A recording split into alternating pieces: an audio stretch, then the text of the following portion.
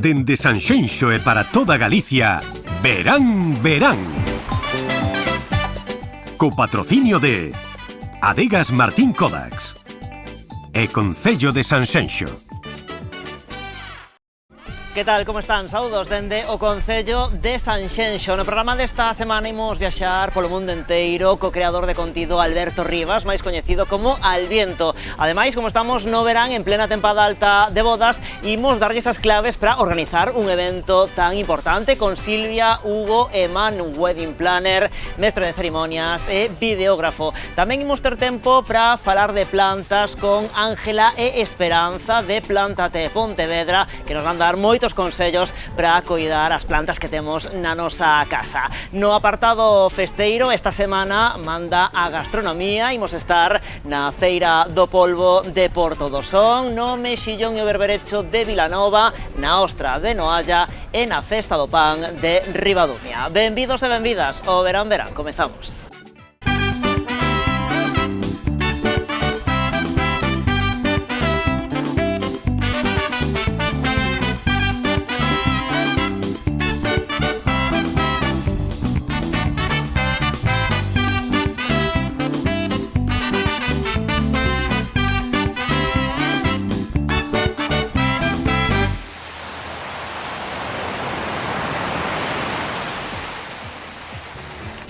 Pois comezamos este verán dende Vilanova coa festa do Mexillón e o Berberecho. Trátase dun evento declarado de interese turístico galego que se achegan todos os anos moitísimos veciños e visitantes. 4 intensas xornadas con moitísimas propostas que remataron coa entrega de distincións de ouro e brillantes, nesta ocasión a 3 hostaleiros da localidade.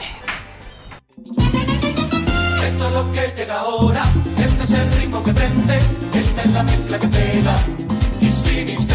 Moi boas, Dani, e moi boas, amigos de Verán Verán. Hoxe atopámonos aquí en Vilanova de Arousa na 31ª festa de exaltación ao Mexillón e aos Berberechos. Pero bueno, que mellor que contalo e vivilo, así que acompañádenos a conocer un montón de persoas. Este es el ritmo que prende, esta es la mezcla que pega. Moi boas, que tal? Como está sendo esta comidinha? Buenísima, exacto. Sabor a mar impresionante. Vexo que ese acento non é daqui, de onde ves? De La Rioja venimos. En familia, polo que vexo. Sí, en É familia. a primeira vez por aquí? Pues sí. Estáis contentos, gustovos a comida daqui? Sí. Alimentanvos ben e así? Bien. Delicioso, la comida espectacular, se siente de casera. Somos de Soutomayor, Pero merece a pena o trayecto, non? merece a pena. Xa vinimos o venres, o sábado e hoxe. Esto te va a gustar, llegamos tocando merengue, con Bruno tocando la plena. Llevamos aquí desde el día jueves y bueno, nada, estamos haciendo un montón de variedad de tema de marisco, de lo que es mejillón y berberecho en realidad.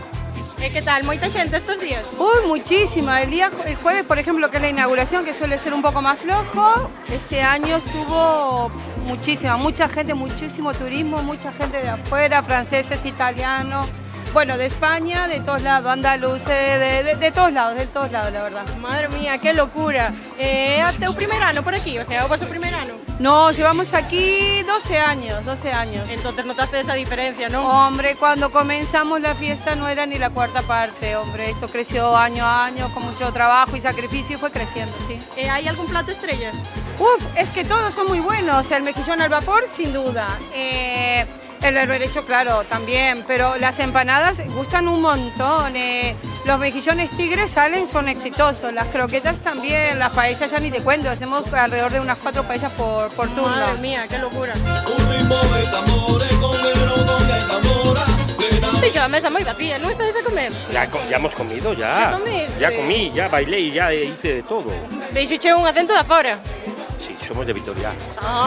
Viñestes a comer ben aquí por aquí, Galicia. Claro. My pai era de Vilagarcía de Arosa tamén. E que comestes? Cal foi o vosso produto favorito? A mí el pulpo a feira. Me encanta el pulpo. Non hai nada como un bo pulpo á feira. Claro que sí. Pues A mí también los mejillones, los berberechos estaban muy ricos, pero el pulpo a feira, vamos. Genial, muy rico todo. Sí, sodes de por aquí? Estáis disfrutando tanto da comida como do viño. Un turisteo de Galicia. Entonces de onde vindes? De onde vindes? Vuelvo aquí ao lado de Cambado. Ah, jova, pero si sodes veciños, entonces vindes a encher ben a barriguilla, non? Muy rico todo. Está maravilloso y nos faltó estómago para seguir comiendo. Ah, yo soy de las... son das túas tamén. ¿Y por qué no te sentaste aquí para comer? Porque mira, todavía no acabamos. Pois xa sabes, un tupper. Hai que traer un tupper o ano que ven. Pero va a En llegar. vez de ahí o- Pero ¿cómo va a llegar a México? Esto. Cómelo polo camiño. Rodando. Y un buen vinillo, un albariño delicioso.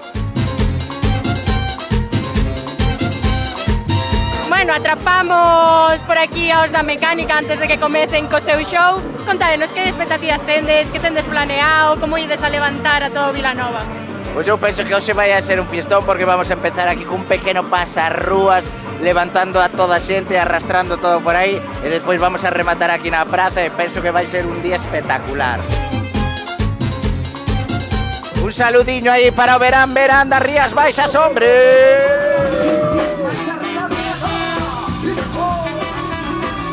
Cada vez hay más gente en los espectáculos, en la carpa, en todo, y bueno, pues este año aparte tenemos la suerte de que el tiempo acompaña, ¿no? Eso es una maravilla.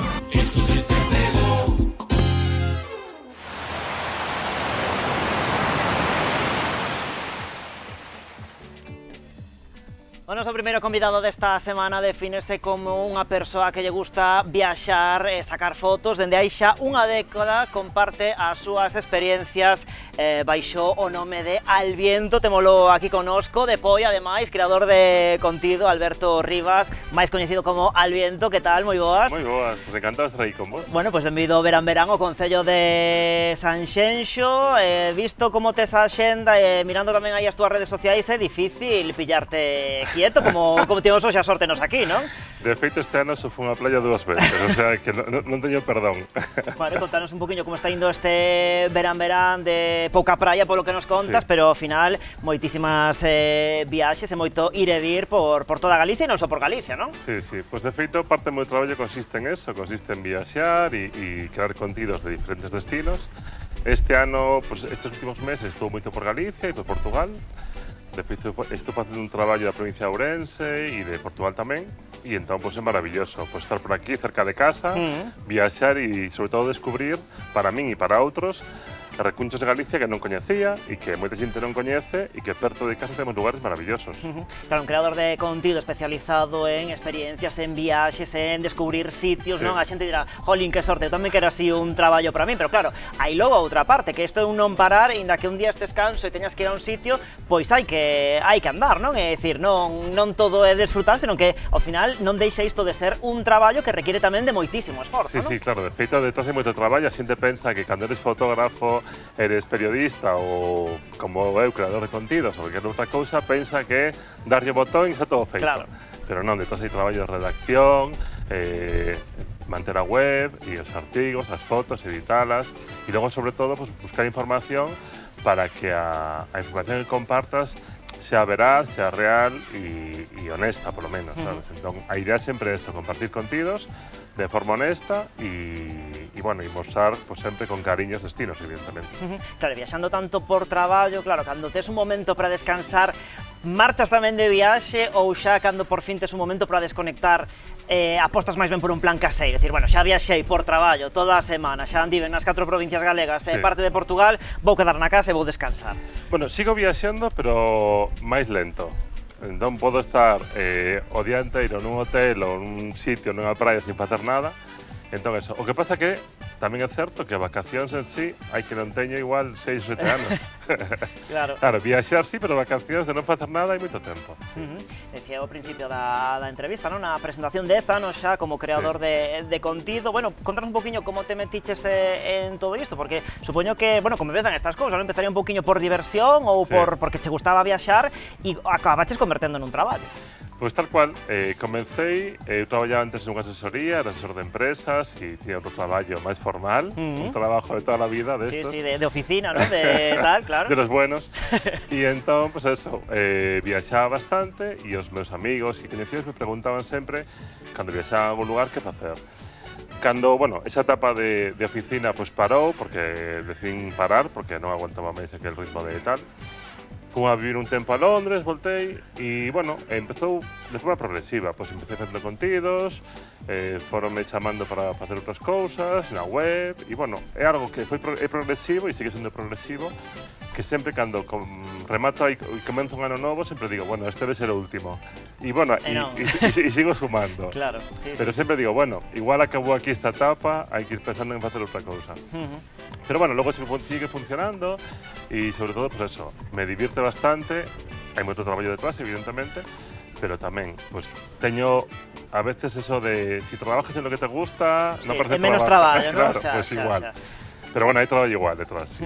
Mira, buscando por aí información, tamén vin que, bueno, todo isto comezou un pouquiño así polos amigos e tal, que che pedían así algunha recomendación a través do correo electrónico, ¿no? E que despois creaches un blog que mantés activo, máis alá tamén das túas redes sociais, que digamos agora é o plato principal, ¿no? Claro, pues cando comenzou, pues eso, aí estamos falando igual hai 12 anos ou por aí a millor, pues empezaba o correo electrónico, que era, empezamos a remontarnos... Si non o mandabas polo Messenger porque xa pasara, non?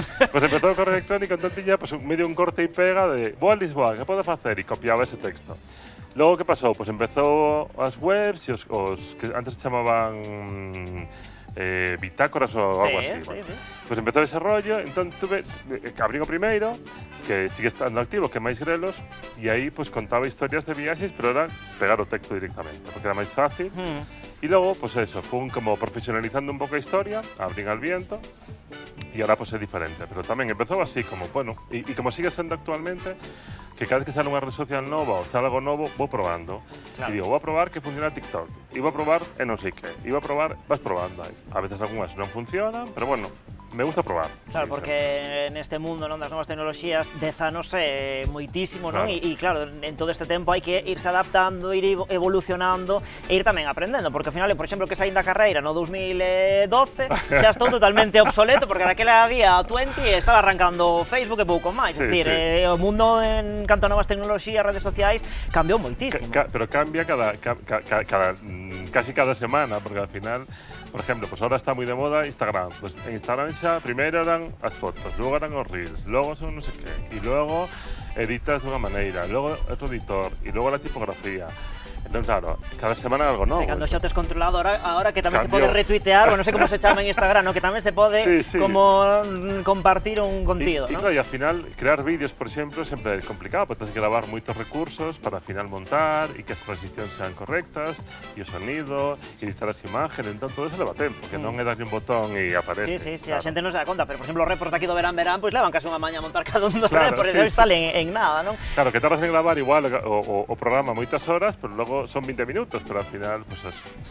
Mira, e quería preguntar tamén un poquinho polo estilo, non? Polo xeito no que ti contas as cousas, no xeito no que ti transmites todo, bueno, pues eses lugares, o que che gustou de cada sitio, aqueles cousas que hai que ver. Bueno, supoño que o estilo, non? E o enfoque que lle queres dar é tamén moi importante a hora de ir enganchando, captando cada vez a máis seguidores, non? Sí, pues digo, non teño nada nunca, non teño como unha plantilla definida, simplemente contas cosas como me gusta contalas a min, e como lles contaría a un amigo. Entón, normalmente, pues eso, vou a sitios e ao final, pues eso, normalmente fago o que faría eu se non o contara. Entón, pues eso, a veces o plan pode ser un pouco máis intenso, pero pode ser sempre igual, tío. E contas cosas como me gusta que me contaran a min.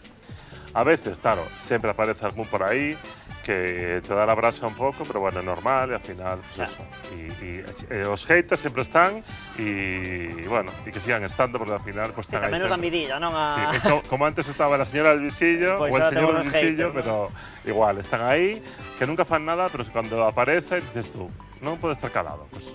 Claro, precisamente, non? Moita xente dirá, paganlle por dicir isto, claro, seguro que lle parece que é todo unha atrapallada, pero claro, ten que dicir que isto todo é maravilloso, non me creo nada, non? Como faz para aportarlle, non, neste caso, pois honestidade e veracidade, non, a iso que estás contando, porque sí, evidentemente son contidos moitos deles que bueno, que detrás hai unha marca, unha empresa que efectivamente te contrata, porque, insistimos, é un traballo, pero ti o faz con honestidade e coa verdade por diante, non? Sí, normalmente, digo, no 95% dos casos non me corrixen o que digo, y normalmente si no me gusta non digo que me gusta.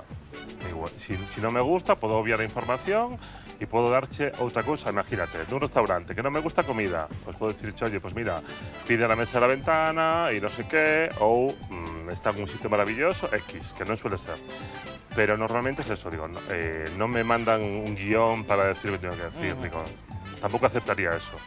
Porque pasa muchas veces y me gusta que pase, que cuando la gente viaja a un sitio, me diga, pues tú entras al sitio y ahora te recuerdo describías, si me gustó esto, porque o hay gente que más o menos ten como o meu blog como recurrente a hora de viaxar e sabe que o plan que teño máis ou menos se pode adaptar aos seus gustos. Entón, porque non fago nin deportes de riesgo, nin vou a correr, e normalmente son lugares máis tranquilos, que se come ben, que se dorme ben, lugares para pasear, tampouco meterte facer o Camiño de Santiago en 2 horas, pero bueno, cosas que son asequibles, máis ou menos. Entón, máis ou menos ese tipo de público, porque hai moitos públicos, que sabe como viaxo, e máis ou menos pues, adapta a eso e lle gusta pues, ver o que faz e normalmente pues, suelen guardar o reel, o artículo, non sei que, para cando vayan a ese destino. Mira, pues entonces pues, comenzamos a viaxar, a ver que nos recomendas. Por exemplo, para ir comezando, a hora de plantexar unha viaxe, mellor só, acompañado en parella se temos, en grupo, ou hai destinos que se prestan máis para unha cousa que para outra, todos valen en función de como non lo queiramos montar? Claro, eu estou solteiro, entón ao final normalmente viaxo só, porque me gusta viaxar só tamén, e a veces, claro, para crear contidos é máis complicado, porque a veces poño un trípode aquí, camiño, claro, voy a no sé plano. Y a veces, claro, monto todo y digo, pero parezco tonto, ¿sabes? Pero al final... Pero luego también, pues con amigos viajo muchas veces y claro, todo depende del destino, donde vayas. Claro, yo por ejemplo me encanta viajar a ciudades porque de vez en cuando viajo a ciudades grandes y me gusta hacerlo solo porque me gusta entrar en todos los sitios, entrar, salir y no marcar horarios. Si voy a hacer algo de más de turismo rural, de campo y tal, pues con amigos é mellor porque é máis divertido. Pero cando son lugares que tes moita información, pues me gusta ir solo, estar ali varios días e facer e marcar o meu ritmo sempre. Agora que dices varios días, a duración da viaxe, o ideal que sería para ti? Eu teño a miña resposta, Depende do destino, pode ser infinita, pero claro, mínimo 3 días, mínimo, claro, porque al final, sobre todo, pues por ejemplo, si vas a Lisboa, ponte, claro, tardas en llegar casi 10 horas. Por lo menos estar ali 2 noites para ver un pouco a cidade, claro. Si vas a Santiago, no, pero si vas a, por lo menos, si vas a estar en el coche 4 o 5 horas, por lo menos estar ali 2 noites. Más que nada por un tema de descansar a tu cabeza, de ver y de tal. Si viaxas máis lonxe, pues oye, si vas a coger un avión de 12 horas, claro, por lo menos 15 días, claro. Sí. Pero bueno, nas viaxes así un poquinho pues, por España, por sí, Portugal por Europa, e tal. Sí, digo, e por Europa de máis ou menos mínimo 2 noites, claro. Mínimo. Sí, eu 4 o 5 noites, claro. Xa me pide o corpo ir para casa. Non sei se a ti tamén te pasa, digo, joder, estou deseando chegar a casa. A mí depende, hai épocas que non me pide ir para casa, pero depende do destino. Pero sí, necesito sempre digo, cando hai ciudades que me gustan, que digo, viviría aquí unha temporada encantado da vida, porque claro, nunha casa decente, pero viviría, pues sí, hai ciudades como Lisboa, Estambul ou Cádiz, que digo, pues mira, me quedaría aquí unha temporada larga. Bueno, tema equipaxe, a ver, non sei que nos recomendas, porque claro, a miña recomendación é darlle cantos menos cartos ás aerolíneas mellor. Se che collen unha mochila pequeniña, pois imos e tiramos cunha mochila se nos colle, pero non sei cal é a túa recomendación a hora de, non sei, meter só imprescindible, meter un por si acaso. Pois depende, se viaxo en coche, se levo a mudanza completa. Bueno, aí tamén metería. Si vou en coche, al final levo hasta no verán catiuscas, pero digo que si viaxo en avión, levo xa unha maleta, máis ou menos procuro organizar, de feito, bueno, hai tempo que xa vira pues, en Instagram e tal, xa non é nada novo, pues meter como neceseres, todo, entón levo todo organizado, entón, claro, quitas e metas e é super fácil. Entón levo normalmente como se puede decir, unha muda por día. Si se mancha, pues hai que buscar solución. Buscamos alguna solución, no. Pero sí, non levo máis. Entón levo eso, algún por si acaso, pero normalmente busco algo por día e chimpo, sabes? Bueno, falamos de, no teu caso, viaxes por Galicia, por o resto de España, por Portugal tamén, pero temos, bueno, Portugal que prácticamente é como estar en Galicia, non? A fin de contas. A veces paso, estou en Portugal e nunca penso que estou no estranxeiro.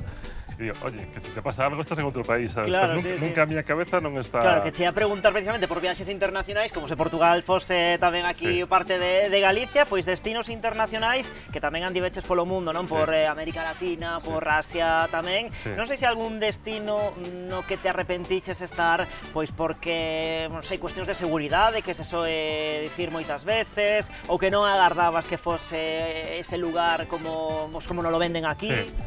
Pois normalmente teño a capacidade, e que me dure moitos anos, de adaptarme automáticamente a onde estou. Entón, ao final, pois estuve en Colombia hai 2 anos, en Medellín, por exemplo, e cando, bueno, mestre, igual 3 anos. Entón, claro, cando pensei en Medellín, me convidou o Turismo de Colombia ali, e estaba pois a serie de Pablo Escobar a vueltas e tal, e dije, ui, igual vou con un tiro na cabeza. Pero no, foi maravilloso. E unha viaxe que cando iba para lá iba con medio intranquilo e volvín que quero vivir en Medellín, sabes? Pero logo, pues eso, Estambul é unha ciudad que me encanta, tamén, pues eso, de día é maravillosa, de noite pues é máis caótica, son 15 millones de habitantes, entón, claro, pues evidentemente son 15 millones de personas ali metidas que va a haber locos en todos os lados. Pero tamén hai locos en Vigo, da igual, a donde vayas. Logo, por exemplo, me encanta Brasil, me encanta India, claro, son moitos contrastes. Agora pasada estuve en Finlandia, en Laponia, pero estuve no verán, que son 24 horas de luz, entón, claro, pues tes unha luz maravillosa ás 2 da mañán e tes que dormir, e entón ao final diste, pero si parecen as 6 da tarde, pero non, son as 2 da mañán. Sí, agora que decías o de Medellín coa serie de Pablo Escobar, claro, que moitas veces as series e películas tal marcan moitísimo, non? Os destinos e as modas, non? Por exemplo, os veciños de Notting Hill, non? Que agora están pintando, por exemplo, as casas de negro para que marchen os turistas e que os deixen en paz, non? E moitas veces, pois nos poñen destinos que se converten en modas precisamente por series ou películas. Non sei se agora mesmo temos así algún... Claro, no, digo, e hai destinos, pues eso, digo, que decías que ahora mismo, pues eso, non teño así na cabeza ningún, pero eso, lugares que así te vayan a facer esa foto e que ao final, digo, non aproveitas. Entón, digo, si vas a salir, por lo menos aproveita un pouco, coñece o destino, porque pasa moitas veces así, digo, sobre todo, pues, cando están de moda as fotos para Instagram, de fago unha foto en este sitio. Vale, pero non saben cal é a historia dese sitio e a mí tampouco me gusta eso. Fago as fotos, evidentemente, pero por lo menos me gusta saber un pouco máis que aquela ponte cando se fixo ou por que é singular ese edificio ou ese destino. As persoas fan igual 2 horas de autobús para chegar ao sitio, facer unha foto e tirarse. Entón, ao final, pues, bueno.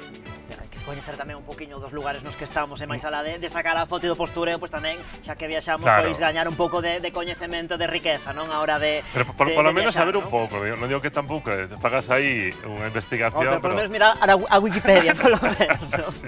Mira, a estas alturas, bueno, supoño que xa perderías a conta dos países do mundo nos que estiveches, un poquinho, pois todas as cidades internacionais que te viches a ocasión de visitar, pero bueno, aquela xente que nos estea vendo, que estea buscando un destino internacional, que lle recomendarías? Pois, bueno, é difícil, depende tamén un pouco do que se busque, claro. O tipo de viaxe que busques. Por exemplo, a mí Italia me encanta, como país en general. Italia é un país que para os españoles resulta bastante asequible a hora da comida, que máis ou menos vemos a comida como... Hai moitas persoas que cando viaxan teñen medo a que non lle gusta a comida. E a veces o idioma incluso, pues bueno, italiano ao final, máis ou menos, Entón a mí Italia é un país que me encanta, por exemplo, pues eso, toda a zona de Toscana é maravillosa, a costa italiana igual, entón, e desde aquí tes vos para, igual estás ali pues, en 3-4 horas, máis ou menos, pode ser unha opción. Marrocos é un país que me encanta tamén, e tamén, pues, al final é un país maravilloso, no que tes hoteles e destinos así moi chulos. Turquía tamén, Turquía é un país que descubrí hai anos e que procuro volver cada vez que podo, porque tamén é unha mezcla de culturas moi interesante.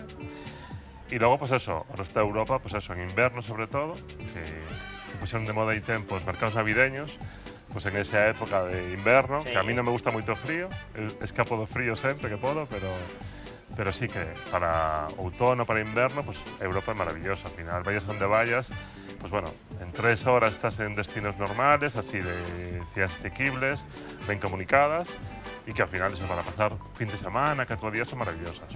Contame que che pasa con Salvador de Bahía, porque aí creo que hai un flechazo total, non? Pois eu penso que sempre que sou medio brasileiro e en Salvador estuve 3 veces. E unha ciudad que me encanta e donde viviría, vamos, me dis mañán, mira, te vas ahora como está Salvador de Bahía e marcho e non volvo. Porque é unha cidade que me encanta e sobre todo pues, os brasileiros, os de Salvador de Bahía son como os andaluces españoles, máis ou menos. Sí. Son así como, bueno, en Brasil había regións, pero de Salvador son como coñecidos como máis animados. E a xente de Salvador, pues así como sempre moi vacilona, e de feito ali, pues vive unha cantante, a miña cantante favorita, que é Ivete Sangalo, e entón, pues eso, me encanta a música brasileira, sobre todo desa región de Brasil, que é a música xe e tal, e bueno, é unha cidade que podía estar falando todo o día, e que me encanta, entón, super recomendable, Salvador de Bahía. Bueno, sí, pues Tes que ir, apuntamos tes que ir.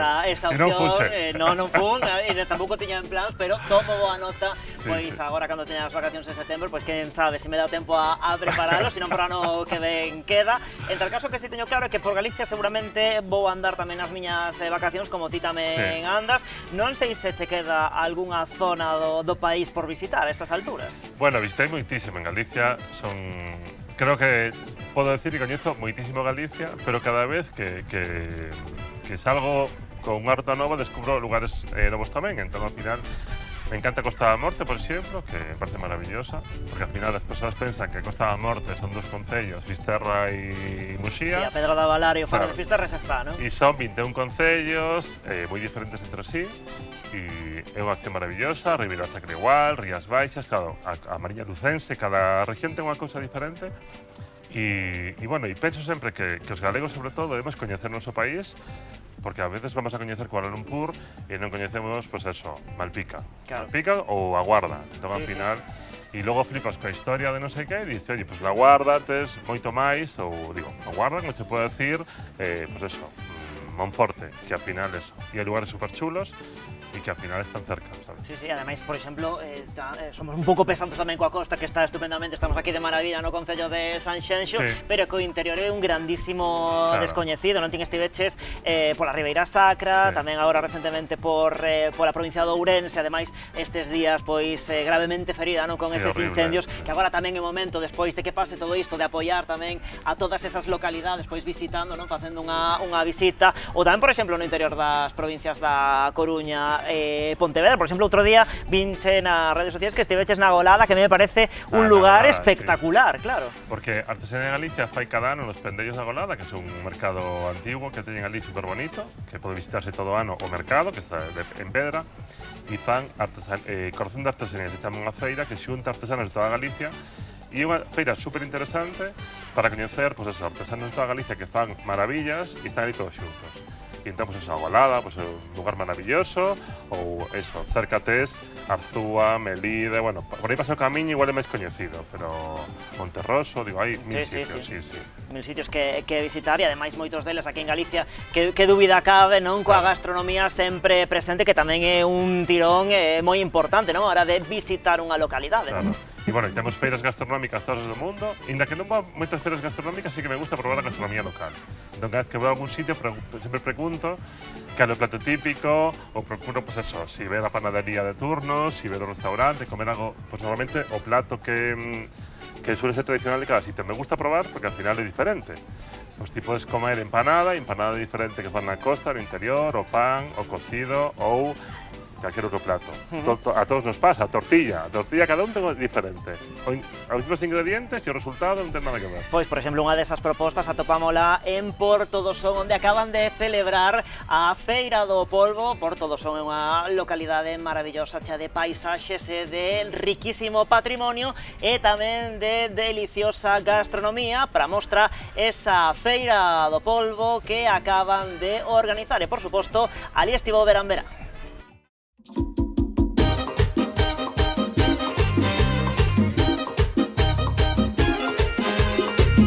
Moi boas, Dani, que tal, amigos de Verán? Aquí estamos no Porto do Son, na Feira do Polvo. E menudo ambiente temos aquí e menudo olor. Acompañádeme porque imos a falar con visitantes e con veciños a ver que nos contan desta feira tan maravillosa. Gordo negro café, que me tumbas que me mata. Solo vir todos os anos. Ai, sí. E que tal por aquí o caballero? Como estuvo o xo pulpiño? Cojonudo. Moi bueno.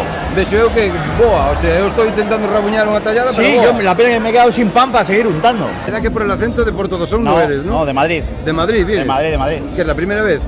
La primera vez, aquí la primera vez. Estamos en Rianxo y hemos venido pues a disfrutar un poquito del pulpo. Es la primera vez entonces que vas a comer el pulpo aquí en Porto do Son. Sí, sí. Pues ya te digo yo que el año repites. Que repetimos, seguro. Seguro. Seguro que sí. ¿Usted sabe cómo funciona esto? Porque eu quero coller o pulpo, pero non sei como vai. Hai que esperar, hai que coller ti, que despois a cola, despois danche o pulpo. O sea, teño que marchar para o final da cola. De remedio che queda. Bueno, pues vamos para lá entonces. Ou coller unha silla e sentarte a esperar.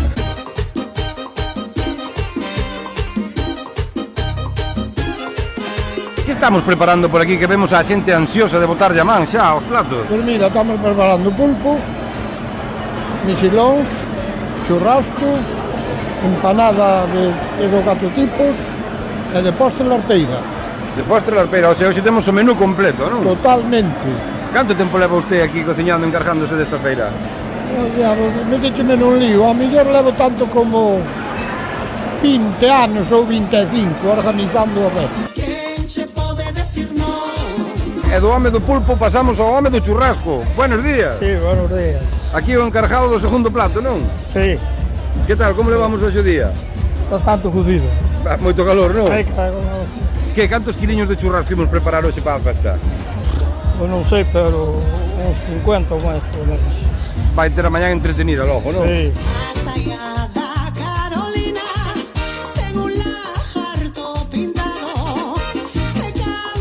Bueno, ¿cómo se va a poner el caballero? Nos vamos a poner que no vea. ¿De dónde vienes? Venimos de Jaén del Sur, conocíamos ya Porto do Son y este año repetimos, venimos unos 20 días o así y hemos aprovechado la feria del pulpo para, bueno, para pegarnos un homenaje de producto de la tierra. ¿Qué comieron? ¿Qué... Pulpo, empanada, la peirada, bebemos o normal. De todo? De todo un pouquinho. ¿Qué son? ¿De aquí de Porto do Son? Somos de Noia. De Noia? Sí. Entonces suelen vir aquí a ver o pulpo. Vimos todos los años. E cada vez está mellor, seca. Todos los años está ben. Por eso repetimos. ¿Y tú, Argentina? De Argentina he venido a Porto do Son. Madre mía, ¿qué es la primera vez que estáis por aquí? Sí, la primera vez. Y seguro que repetís. Obvio que sí. ¿Qué estuvisteis comiendo? ¿Pulpo, mejillones? Y una empanada de atún para el neno que está con la bici por ahí dando vueltas y la botella de Ribeiro. O sea, el pack gallego completo. Por supuesto.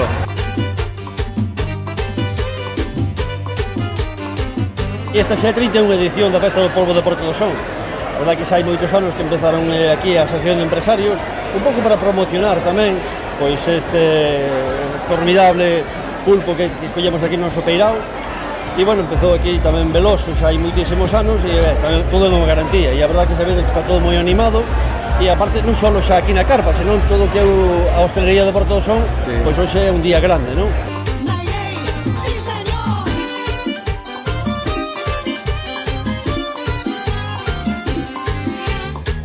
Moi ben, Dani, nos hasta aquí chegamos. Espero que disfrutarades tanto como a min ou máis das festas do polvo aquí no Porto do Son. E vos deixar, e como non iba a marchar sin catar polo menos un juesiño de churrasco. Mantequilla.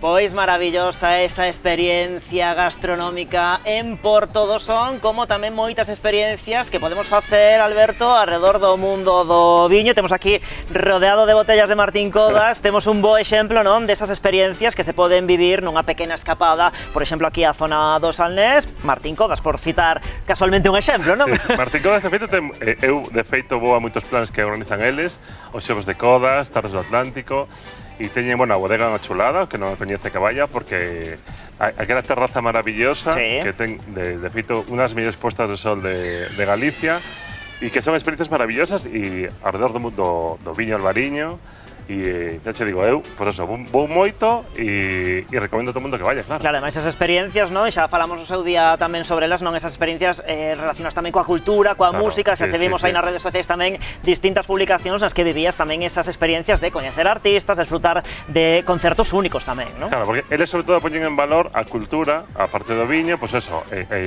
todo o que envolve, pois tanto xa música, como fan os premios Martín Codas da música que fan cada ano, participan en eventos culturales e, bueno, e ao final tamén, pois eso, é unha cooperativa que inviste no territorio. Entón, ao final, algo tamén que moitas persoas non saben, que Martín Codas é unha cooperativa, non unha empresa privada de un señor solo, que son moitas familias e, ao final, entre todos debemos tamén darlle un pouco de axuda porque son moitas familias que viven desto, claro. Bueno, pues para ir rematando, último apuro no que debo meter, recoméndanos un sitio para visitar, por exemplo, esta fin de semana que temos por diante aquí en Galicia, non? Algún destino que deste, bueno, pois isto para esta fin de semana de ponte, ademais, que temos aí o festivo Venres, contanos así algún lugar, non vale o Concello de Poio, Non vale o Concello de Poio. Que se xa o temos clarísimo todo o mundo. Pois mira, convido a que coñecedes, por exemplo, a Guarda, o Concello da Guarda, que é unha zona super chula, que de feito hai un artigo no blog con toda a información da Guarda. Hai un castro, teñen varias praias, se come maravillosamente, ten as rutas cetarias tamén, e un lugar, pois eso, que desde aquí, desde onde estedes, pero se estades no Salnés, ali levados unha hora en coche, e é maravilloso. Bueno, pois moitas... Por exemplo, podo decir 20 máis. Podemos decir, estar aquí, podemos decir 313 propostas, como 313 concellos temos en Galicia, quedamos, por exemplo, con ese plan que nos propón Alberto Alviento, así que xa saben, se queren buscar ideas para marchar de escapada ou de viaxe polo mundo adiante, entren e sigan as súas redes sociais de Alviento. Foi un placer, Alberto, terte hoxe aquí connosco. Encantado. Se te parece, rematamos a entrevista, pois como manda a tradición neste programa, brindando con Martín Kodax. Moitas grazas. Perfecto, gracias a vos.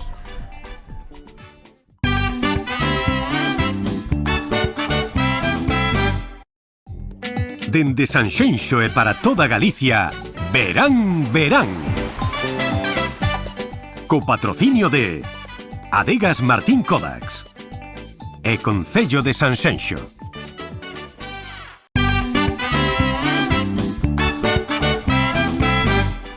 Aquí estamos de volta no Verán, Verán. Marchamos agora ata o Concello de Ribadumia, a Festa do Pan, na que participaron unhas 2.000 persoas que ateigaron a carballeira da localidade nesta romaría gastronómica. Ademais de pan con ovos, no menú atopamos outras propostas ben saborosas como as chulas ou as papas. Hay que ser feliz, la vida es una, hay que aprovecharla, no hay más ninguna. Menudo ambiente aquí en Ribadumia, Dani, amigos de Verán, Verán, benvidos a Ribadumia, a Festa do Pan. Imos falar con todos os visitantes, con todos os veciños e con toda a xente que se chega a ver que nos poden contar desta festa tan maravillosa. Hay que ser feliz, la vida es una, hay que aprovecharla. Moito traballo, menos moito calor. É o que ten un verde agosto. Xa xere calquera, Deixamos os platos impolutos, A iso viñamos, al deixalos limpios e vacíos, claro. Que son daqui de Ribadumia? Somos de Ribadumia, sí. E que collestes hoxe para comer? Empanada? Empanada, ovos, que é o típico que queda desto. E agora vamos tomar os postres, que nos falta o postre, o café, huevos, que é lo que traga, huevo e pan. Huevos fritos e pan. Eso es. E por aquí? Bueno, e unhas tostas tamén, aproveitando a coyuntura, vamos a coller. E un trociño de empanada tamén, que nos comemos moito. Vos que sodes máis de papas de millo, de huevos fritos, Lo que nos voten, lo que nos voten. chulas. Sí. Nos pidieron as chulas? Sí, hombre. E as papas, porque a min tiñan unha pinta. Será moita cousa. O que nos voten, nos dámoslle para dentro, non hai problema. Que xo que estades preparando aquí uns huevos fritos, hai moita demanda. Hai que tener huevos para estar aquí, Non vai a ser pensar como... Pois dou fe. Mira para atrás. Está a xente con ansia de comer. Non sei se é por os huevos ou non sei por qué, pero cuidado, En torno a unhas 1.500 racións. Confiamos en vendelas todas. Sin ningún Cantos anos levas ti aquí colaborando na festa? Eu levo 7 ou 8. 7 ou 8? Casi perdo a cuenta. E que tal, como se está vendo este ano o ambiente? Pois moi ben, todos os anos moi ben. A ver, é unha festa que a xente responde ben, en pleno mes de agosto, moito turista, xente nova, xente maior da de sempre, xente daqui de Ribadumia que obviamente lle gusta a festa. E moi ben, que máis podemos decir? Hay que ser feliz, la vida es una, hay que aprovecharla, no hay más ninguna, hay que ser feliz. Collemos un pouco de todo, temos chulas, tostas e os huevos co pan, claro. Son envidiables os huevos. Están buenísimos, Mira, sempre. o home como sabe. Ah, viste? O home Viste sabe. como papa. O home sabe. Xa lle demos cabo, ahora van a buscar un pouco máis, pero bueno. Aí estes foron os primeiros. Estes son os entrantes. Esta é a primeira fase. Esta é a primeira fase, agora vamos con o segundo. Os igual imos para camas un pouco... Bueno, un pouco hinchados, pero bueno. E hai os ovos típicos de aquí e as tostas, que é tosta de chourizo con queixo, tosta de polo con, mira, hasta ten brócoli e todo. Está de maravilla. Nesta zona temos os postres, logo ali temos as empanadas, e logo temos pan. Temos hasta empanada de tortilla. Que estamos a preparar logo por aquí hoxe? Unhas chulas. Unhas chulas, receta artesana, non? Como antiguamente hacían as abuelas. Sí, sí. Cantos anos leva usted colaborando aquí na festa? Desde que empezou case a festa. Sí. E máis ou menos sabíame dicir cantas racións de chulas poden salir hoxe daqui? No ano pasado solo 1.400, este ano pusemos 1.500, a ver. Que chulada, non? Sí, sí, es verdad que sí. Papas con fariña de maíz e un poquito de trigo, nada máis. Ah, eu pensei que era para as chulas. Azúcar, no, azúcar y sal. Y nada máis. Moi contentos, sabíamos que, bueno, anos anteriores había moita xente, moitos veciños e veciñas e turistas e visitantes, pero que este ano percibimos que hai máis persoas, non? A verdade é que estamos moi contentos, sobre todo por todas as persoas que colaboran día tras día para levar a cabo pois este evento tan importante para nós, sobre todo aquí na Carballeira de Ribadumia. Dale arriba, este es Olympus. A señora leva con máis calma. Bueno, porque eu non acostumbro moito a cenar, sabes? Entonces, pois por facer. Pero hoxe permítese un ou que? Permítese, pero despois non hai que botar uns bailes, senón a ver. Mover. Xa sabe o que lle toca, despois hai que botar uns bailes. Hai que moverse para ir despois para a cama a descansar. Empanada, tarta de queso, huevos, de todo. Perdóname, Dani, de verdad.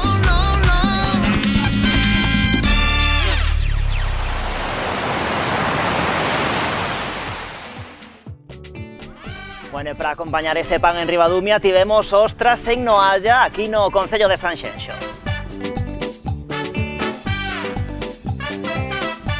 Noalla acolleu a 32ª edición da festa que dedican a este bivalvo. A cita organizada pola Comisión de Festas da Virxe do Carme repetiu o éxito de edicións anteriores, atraendo a moitísima xente amante deste produto. Sei que lograron o seu obxectivo de repartir 25.000 ostras, pero ademais a festa incluiu outras propostas gastronómicas como mexillón, sardiñas, polvo, churrasco ou empanada, todo a prezos populares. O evento tivo lugar na contorna do campo de fútbol de Noalla. Completouse tamén con propostas musicais con distintas actuacións ao longo das 3 xornadas.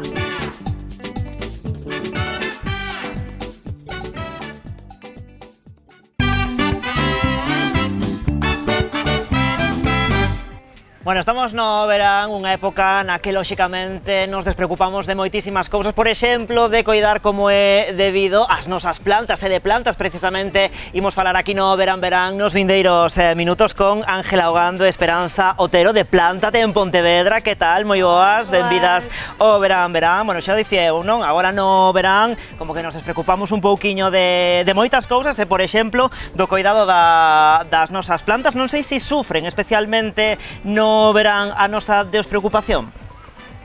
Pues sí, normalmente sufren un estrés por los cambios bruscos de temperatura, como por ejemplo también los riegos, cuando regamos en horas que no son las más adecuadas, como por ejemplo podemos adelantar las horas pues, más centrales del día. Ahí tenemos que evitar regar para evitar que colapse o que se cueza, digamos, ese sustrato. Como nos podemos dar conta de que unha planta ten estrés? Porque claro, nun animal igual o detectamos máis fácil, non? Pero nunha planta como podemos decatarnos de que é unha planta estresada? Sí, sobre todo cuando pasa mucho tiempo sin regar la planta, que vemos que las hojas están como muy caídas, como muy débiles, muy blanditas. Ahí sobre todo lo que tenemos que hacer es hacer un riego moderado, no hacer un riego súper fuerte de poner como una capa muy grande de agua, sino ir poquito a poco de manera degradada también la dosis de agua, porque así al final la planta va cogiendo esa agua pues de una manera más sana para ella. Si no es como un estrés o un choque muy fuerte, al final la planta no lo soporta y se acaba muriendo. Y por ejemplo, claro, estamos tendo un verán dunhas temperaturas altísimas, supoño que tamén será un factor de estrés para moitas especies, non? Que están aí cocéndose, por decirlo de algún xeito, no interior das nosas casas, non? Sí, de feito na nosa tenda estamos regando máis que nunca, é unha barbaridade. Entón, é preferible ir regando eso de maneira pouco a pouco e sobre todo utilizar métodos que existen para darlle un extra de hidratación e un extra de humedade ambiental. Bueno, pois imos falar de consellos de plantas. Aquí traedes un exemplo do que podemos atopar en Planta en Pontevedra. Contanos un pouquiño especies, esta é bastante famosa. Contanos un pouquiño que nos trouxeches hoxe. Pues hemos traído una variedad así un poco diferente, ¿no? Por ejemplo, este Syngonium pink, que sobre todo lo bonito de la planta es este color rosa con una maceta también maravillosa de plástico reciclado a juego. Una begonia masoniana o también begonia cruz de Caravaca, que también le llaman así por esta forma, sobre todo esta cruz que tiene en el centro, y la joya de la corona sin duda, la Monstera Thai Constellation, que es una verdadera joya para todos los amantes, una de las plantas más codiciadas. Es originaria de Tailandia y se llama específicamente Monstera Thai Constellation, y sobre todo, si podéis fijaros, que tiene esa variegación, esa falta de clorofila, que lo que hace es que tenga pues ese efecto también marmoleado, un poco con hojas diferentes. Y lo más interesante de esta planta es cuando hay alguna hoja que sale totalmente blanca, que ahí es cuando vamos todos a hacerle una foto corriendo y subirla a nuestras redes sociales para tener los más likes del mundo. Y estoy segura de que la gente que la tiene es lo que está deseando para compartirlo. Oye, pois partindo destes tres exemplos que temos aquí, podemos falar deses coidados. Insistíades moito agora xa na presentación no tema do rego, e creo que aí pecamos todos os que somos así, bueno, aficionados ás plantas, que temos plantas no salón da casa, que temos plantas tamén na terraza, non? Agora tamén no verán, que pecamos un pouco de ir prácticamente cun caldeiro para diante, e eso está moi mal, non? Sí, es demasiado fuerte. Tenemos aquí diferentes tipos de riegos que hemos traído, sobre todo para cuando nos vamos de vacaciones o cuando nos vamos unos días, y sobre todo con estos días de calor, como decías, las plantas al final, al estar en una zona oscura, que ahora hablaremos un poco de cómo dejar esas plantas de manera óptima para que cuando lleguemos no estén todas muertas. Entonces hemos traído diferentes tipos de técnicas para poder ayudar a que estas plantas estén más hidratadas. Una de ellas sería pues un pulverizador un poco pues corriente, ¿no? Un spray en el que podemos pues darle ese extra de hidratación que habíamos hablado, de manera suave, que tampoco es muy agresivo para ella. Entonces al final le estamos dando directamente a la hoja, es como una hidratación foliar que va directamente pues eso a la hoja principal, al tallo, y luego un poquito pues encima del sustrato. Entonces esto es, para ellas es una duchita maravillosa. E algo que podemos facer con todas as plantas ou non vale para todo isto de mollar as follas, non? Porque hai moitas veces casos de regar por abaixo, regar no tallo, pero non mollar as follas. Hai que ter moi claro que tipo de planta estamos a facerlle isto de botarlle un poquinho de auga polas follas, non? En principio, con estos días de calor tan exagerado, podría decirte, así en términos generales, que casi lo podría aguantar todas, pero sí que es cierto que quizás en otoño y en invierno, cuando hay bastante humedad ambiental, por ejemplo las suculentas o plantas que tienen las hojas muy carnosas, no es muy recomendable, porque al final estas hojas que son como más gorditas ya retienen humedad, ya tienen agua dentro, ya tienen sus reservas, y a veces ese extra puede ser que se hidrate y que no esté preparada para asimilar este choque. tanta auga, non? Bueno, pois temos aí a primeira recomendación para que as nosas plantas pois tamén leven dunha forma máis contentas, non? Esta vaga de calor. Que outra posibilidade temos para regar? Pues por ejemplo, podemos refrescar de esta forma o eléctrico, porque también tenemos estos humificadores que nos van echando vapor, a veces de aromaterapia, y ponerlo cerca de las plantitas también le da ese toque exótico que les encanta. Eso hay que distinguirlo del riego, que por supuesto tenemos por aquí una regadera, nuestra querida amiga, siempre preparada. Bueno, el riego vamos a intentarlo con esta. El riego, como comentabas, podemos hacerlo por la parte superior, un clásico, de esta manera. Es importante también aclarar que cuando se riega, yo soy partidaria de que se riegue bien, o sea, que no se encharque, pero que se riegue abundantemente. No ir cada día con un poquito, un vasito, cada vez que pasas con un poquito, porque eso a veces no hace nada, y a veces parece que está desmayada la planta y dices, pero si la regué ayer, ¿qué le estará pasando? Y luego la regamos de más, entonces pasamos de un extremo al otro siempre. Entonces podemos regar, como comentábamos, por arriba, o si no, utilizar este tipo de recipientes, una bandeja, un tupper, lo que tengamos en casa, rellenarlo de agua, y si tenemos varios, eso es lo que suele ser más cómodo. Entonces las juntamos en la bañera, la maceta decorativa, digamos, eso es, la levantaríamos y la pondríamos, por ejemplo, en una bandejita, y rellenaríis de agua. Bandeja, quitamos aquí. Eso tendríamos que rellenarlo un poquito más, pero bueno, se entiende en función del número de plantas que tengamos. Sí. Y la planta, como máximo unos 30 minutos, entre 15 y 30 minutos máximo, es el tiempo suficiente para estos tamaños para que absorban desde la raíz. Claro, Entonces, e che dicir eu, porque se a deixamos, eu que sei, toda a tarde aí, nos vamos para a praia e a volta tal, aí sufriría moitísimo, non? Porque estaría demasiado, como que decías antes, non? Botar demais non funciona así, neste caso tamén igual, non? Sí, revisamos normalmente, ahora acabamos de regar, pues revisamos esto.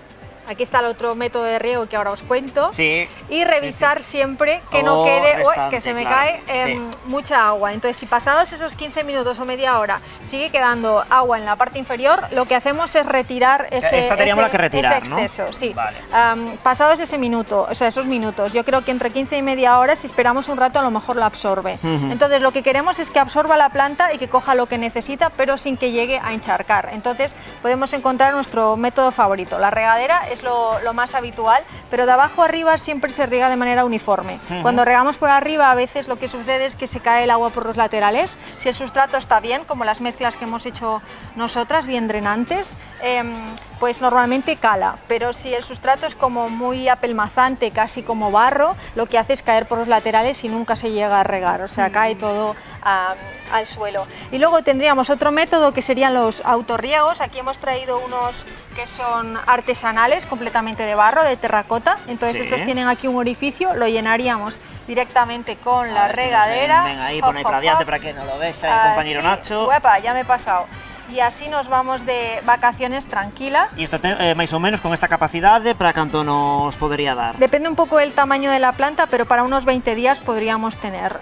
Estos son 20 días con este pequeñillo, tan pequeñiño. Depende de un poco el tamaño de la maceta. Estos son más o menos 14 centímetros y el tamaño del autorriego. Este es de los grandes, o sea que nos aguantaría bastante, unos 15 días o 20 días perfectamente. Y va por goteo, gota a gota, así nunca le va a faltar. Sí, además ata parece como decorativo, non como unha ánfora destas, non? Parece como decorativo, non? Bueno, temos aclarados os tipos de rego, non? Dicías agora precisamente o do sustrato, e é unha das preguntas que traía eu preparadas como usuario de plantas, porque claro, vou a unha tenda, pois a típica tenda de agro ou que sexa, e compro un saco de terra, tiro un pouco para diante a mesma terra para todo o mundo, pero non teño, por exemplo, estas pedras drenantes, non? Este material que axuda tamén a que a planta pois non colla pragas, que non se enchupe demasiado, que non apodrezan as raíces, por exemplo, non? Contades un pouquiño como temos que facer cos sustratos, porque xa sei que o que fago eu de botarlle a mesma terra a todas as plantas non está ben, non? Yo siempre recomiendo que, por ejemplo, cuando compramos un sustrato o sea, común o general o universal, está bien, ¿vale? No está bien, vale. Pero necesita un extra. Es como cuando comemos, ¿no? Nosotros comemos comida general o comida normal, pero a veces necesitamos como un extra de hidratación, un extra de vitaminas o un extra, pues, de minerales en general. Si por ejemplo vas a un agro y compras un sustrato universal, vas a tener que añadirle un extra de algo. En este caso sería perlita, ¿no? Que es una bolita blanca, una perla blanca, que es una grava volcánica, que por lo general vienen en los sacos, pero no es suficiente, es muy mínima la que hay. Si tú puedes añadirle además esta bolita blanca, siempre en proporción, que suele ser como un 20%, le quieres añadir un poquito de fibra de coco, un poquito de humus de lombriz, un abono natural y una corteza de pino, puedes hacer una mezcla interesante que todos estos nutrientes en una proporción perfecta hace que tenga una casita mejor, la casa, o sea, la planta. Sí.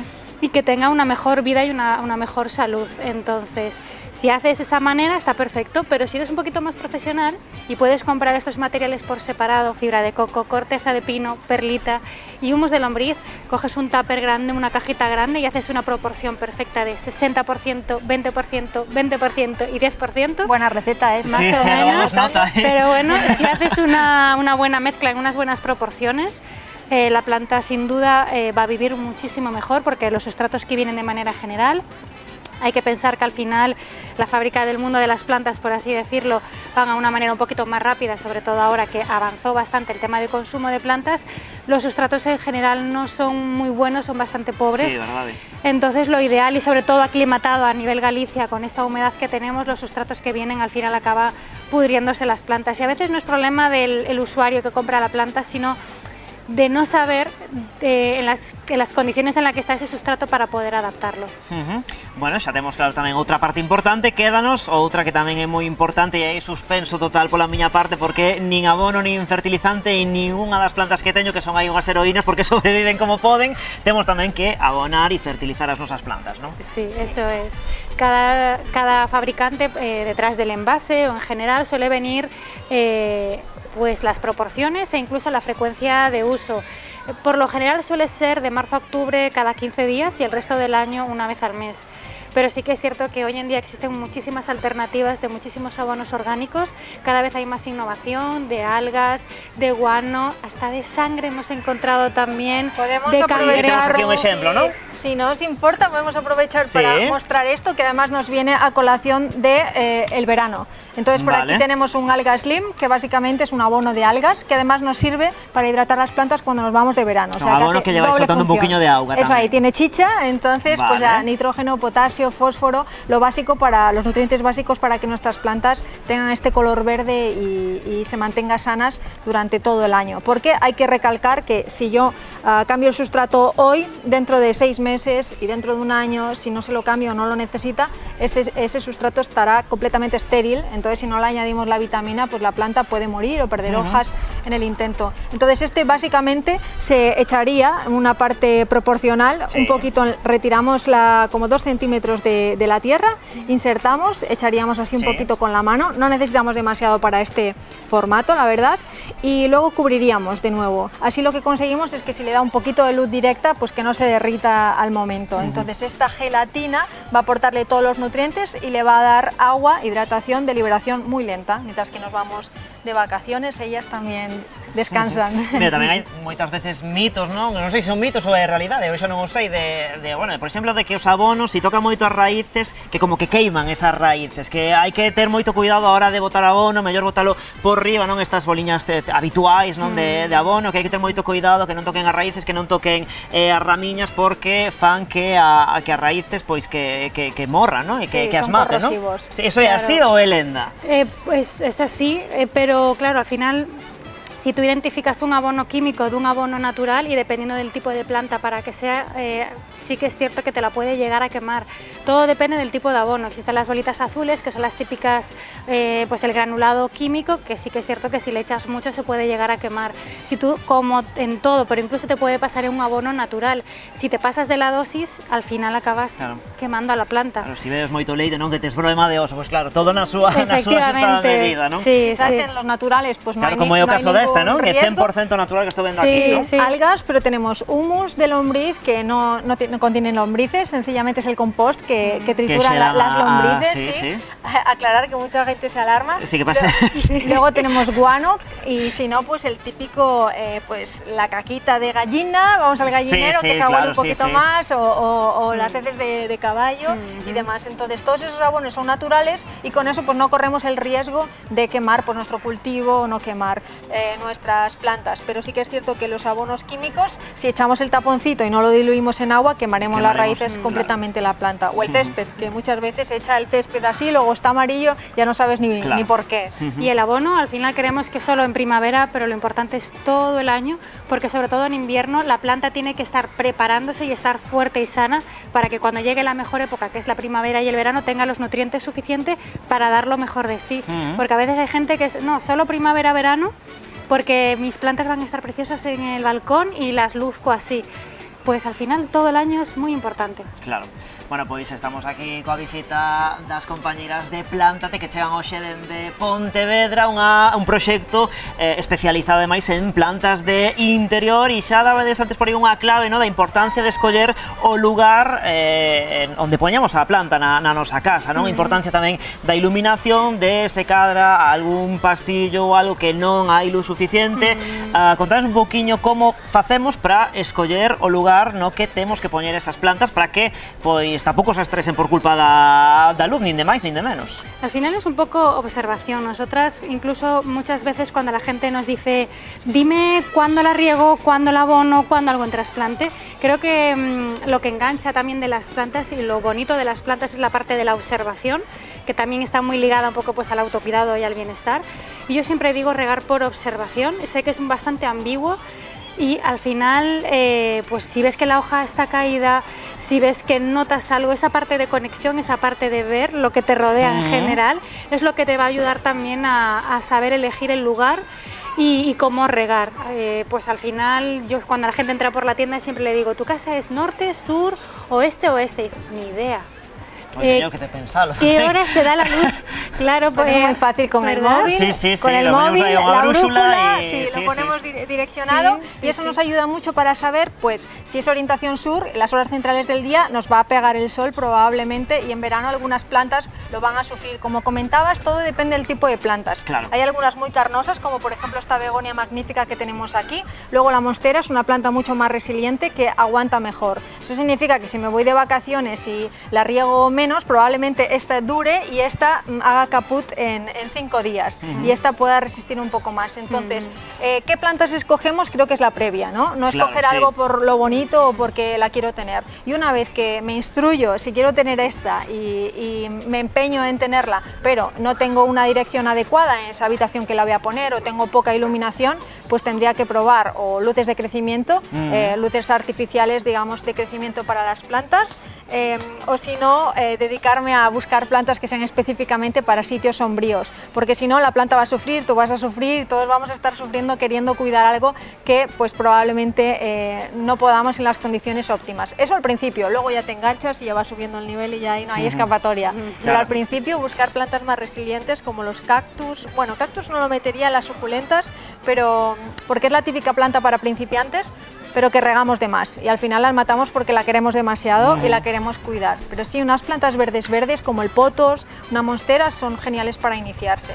Y luego plantas muy resilientes como el cactus y la suculenta la pondría así en un top 3 para iniciarse en la colección. Y luego ya vamos investigando y curioseando un poco más. Si nos queremos adentrar no mundo das plantas, pues claro, hai que achegarse a tendas especializadas como é o caso de Plántate en Pontevedra para preguntarlles dúbidas que pois nos axuden a resolver, como tamén, por exemplo, formar parte dese club de plantas que te desmontado. Contade un pouquiño como de que vai o proxecto e un pouquiño quen participa nesa iniciativa dese club de plantas. O club de plantas se inició porque al final veíamos que había muchos clientes que venían de manera separada, que nosotras a nivel personal veíamos que tenían muchísimas cosas en común y que no encontrábamos, o sea, estuvimos como investigando cómo juntarlos o cómo unificarlos. Además, cada uno tenía un perfil muy diferente.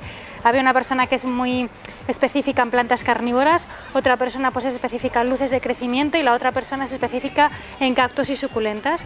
Entonces creamos ese club de plantas para que tengan un lugar de conexión, para trasladar ese plano online o plano más versátil a un plano más físico y encontrar un punto de reunión donde no solo charlamos de plantas, sino donde también hacemos esos talleres privados para ellos, hacemos salidas también por los alrededores de Galicia, conociendo los jardines botánicos, parques botánicos, que al final es algo que pasan desapercibido, pero cuando empiezas un poco a conectar con las plantas y a ver el verde ese llamativo, empiezas a ver que hay muchísimos pazos, muchísimos jardines, bueno, por ejemplo el jardín de la Fundación de Sales de Vigo también, pues al final hace que todas estas personas encuentren esa conexión y estemos todos juntos ahí hablando de plantas, sin que esa persona que te acompañe te diga qué pesado otra vez con la planta. Ya es como encontrar un grupo en el que puedas hablar sin que nadie te diga ya está, la loca de las plantas. Oye, tedes talleres especializados, digamos, para as persoas que forman parte deste club de plantas, pero tamén tedes talleres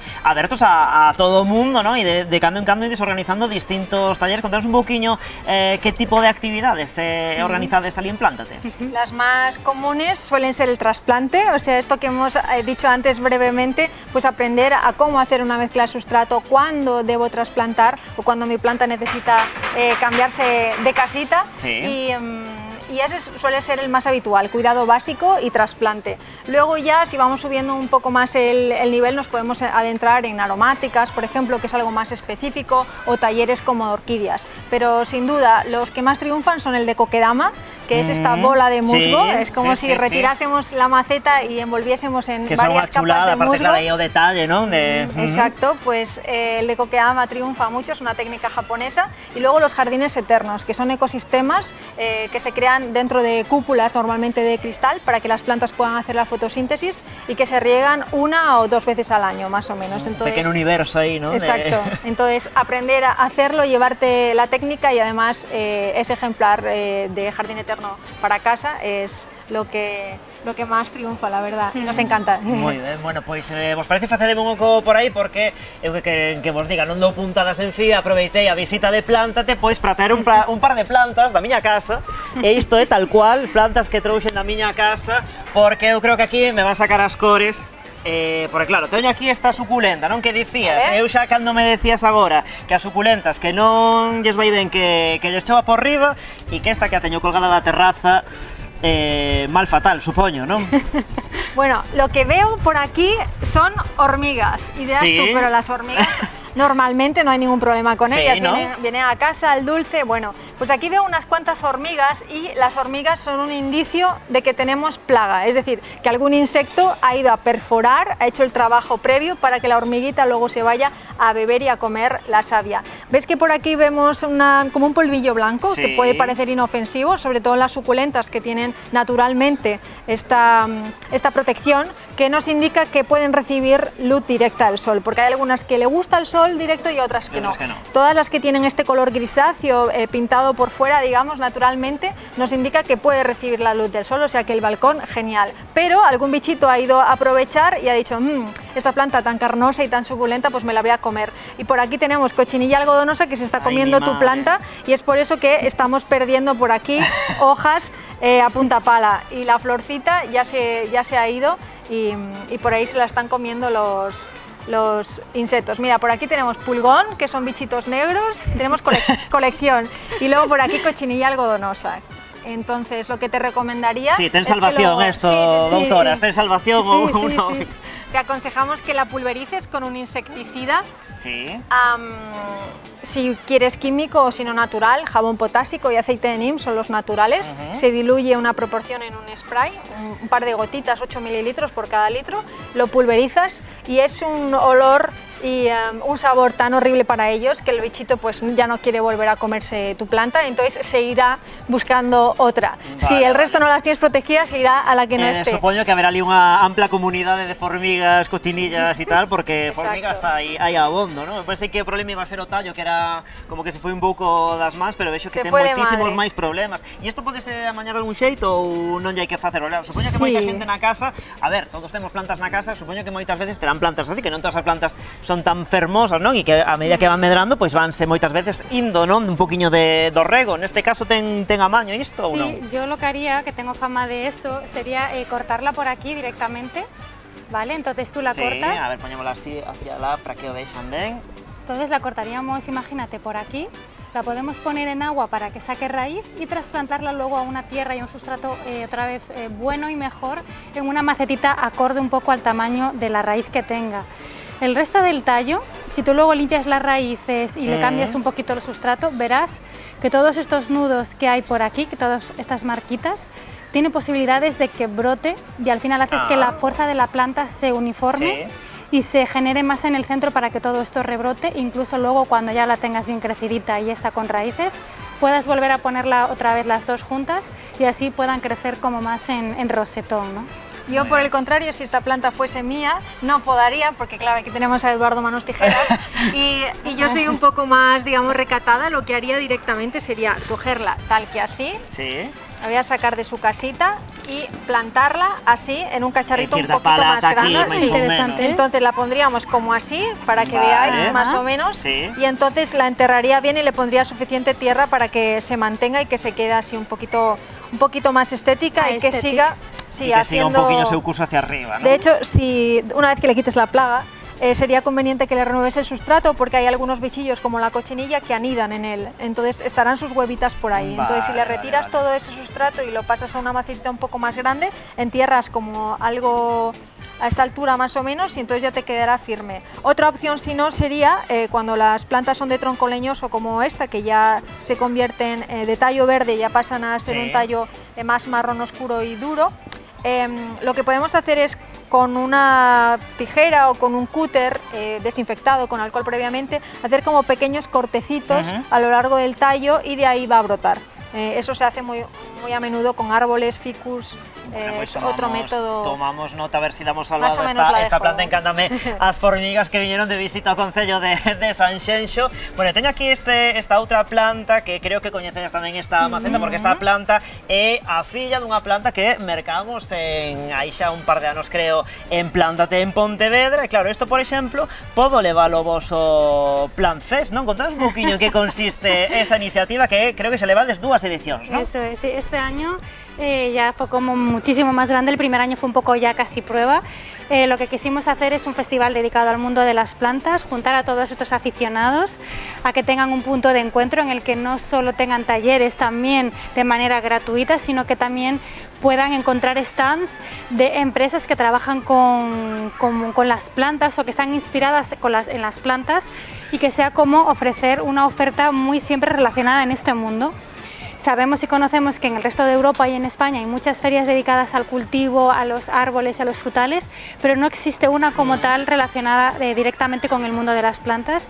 Hay muchísima gente joven, que no es algo de abuelos y abuelas, que visitaron este año el Plant Fest. La verdad es que este año superamos las expectativas. Vinieron green influencers también del sector, del resto de España, dieron charlas, hicieron también talleres con niños. Bueno, la verdad es que este año increíble, y es un evento que sin duda tiene que repetirse el año que viene. E ali podemos facer intercambio, non, por exemplo, de esqueces como este ou fillos de plantas que temos que nos van medrando, pois facemos aí un troco de toda a vida, como se fixo de sempre nas vilas e nas aldeas, unha veciña que che dá unha filla dunha planta e outra que che dá outra. Bueno, teremos terceira edición, supoño, non? O ano que ven, porque este ano xa se celebrou, será o ano que ven, non, esa terceira edición. Mais ou menos sobre que época os ides facer? En junio, siempre solemos hacerlo en junio, sí. Bueno, pois foi un placer tervos hoxe aquí, Ángela e Esperanza de Plántate Pontevedra. Moitísimas grazas, aprendimos moitísimo. O primeiro eu, que xa teño, agora en canto rematemos o programa, xa teño traballo. Moitísimas grazas por vir ata Sanxenxo. E nos marchamos a publicidade e a volta marchamos de boda con 3 profesionais do sector.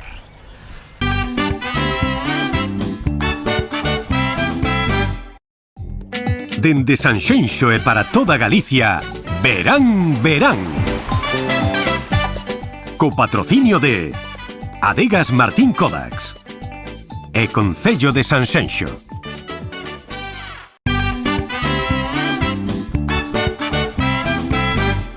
Pois xa estamos de volta aquí no Verán Verán. Imos agora coa nosa axenda de eventos para os vindeiros días e comezamos nas festas de San Roque de Vilagarcía.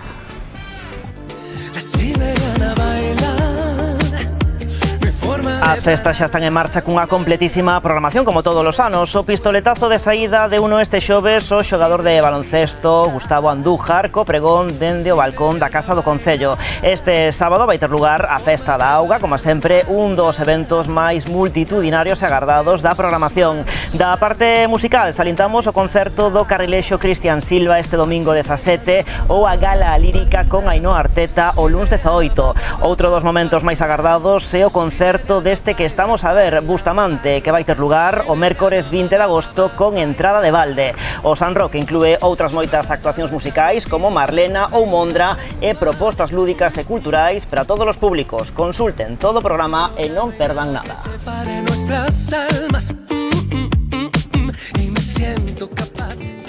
Mais San Roque, pero agora no Concello de Caldas.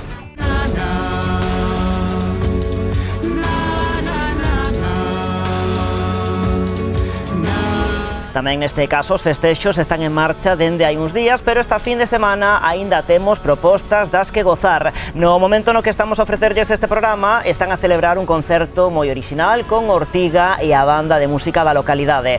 Este sábado, varias propostas, ademais dun concerto da Coral Polifónica de Caldas, temos ás 10 a actuación destes que estamos a ver, Loita Amada. A media-noite temos o gran combate piro musical, seguido do concerto de Daqui da Ría e a actuación do grupo América de Vigo. Quero roubar o seu museo de cera, reventar os mesías do ego e arrancarlles os pelos, romper os seus... E temos tamén o Carme dos Pincheiros na Pobra do Caramiñal.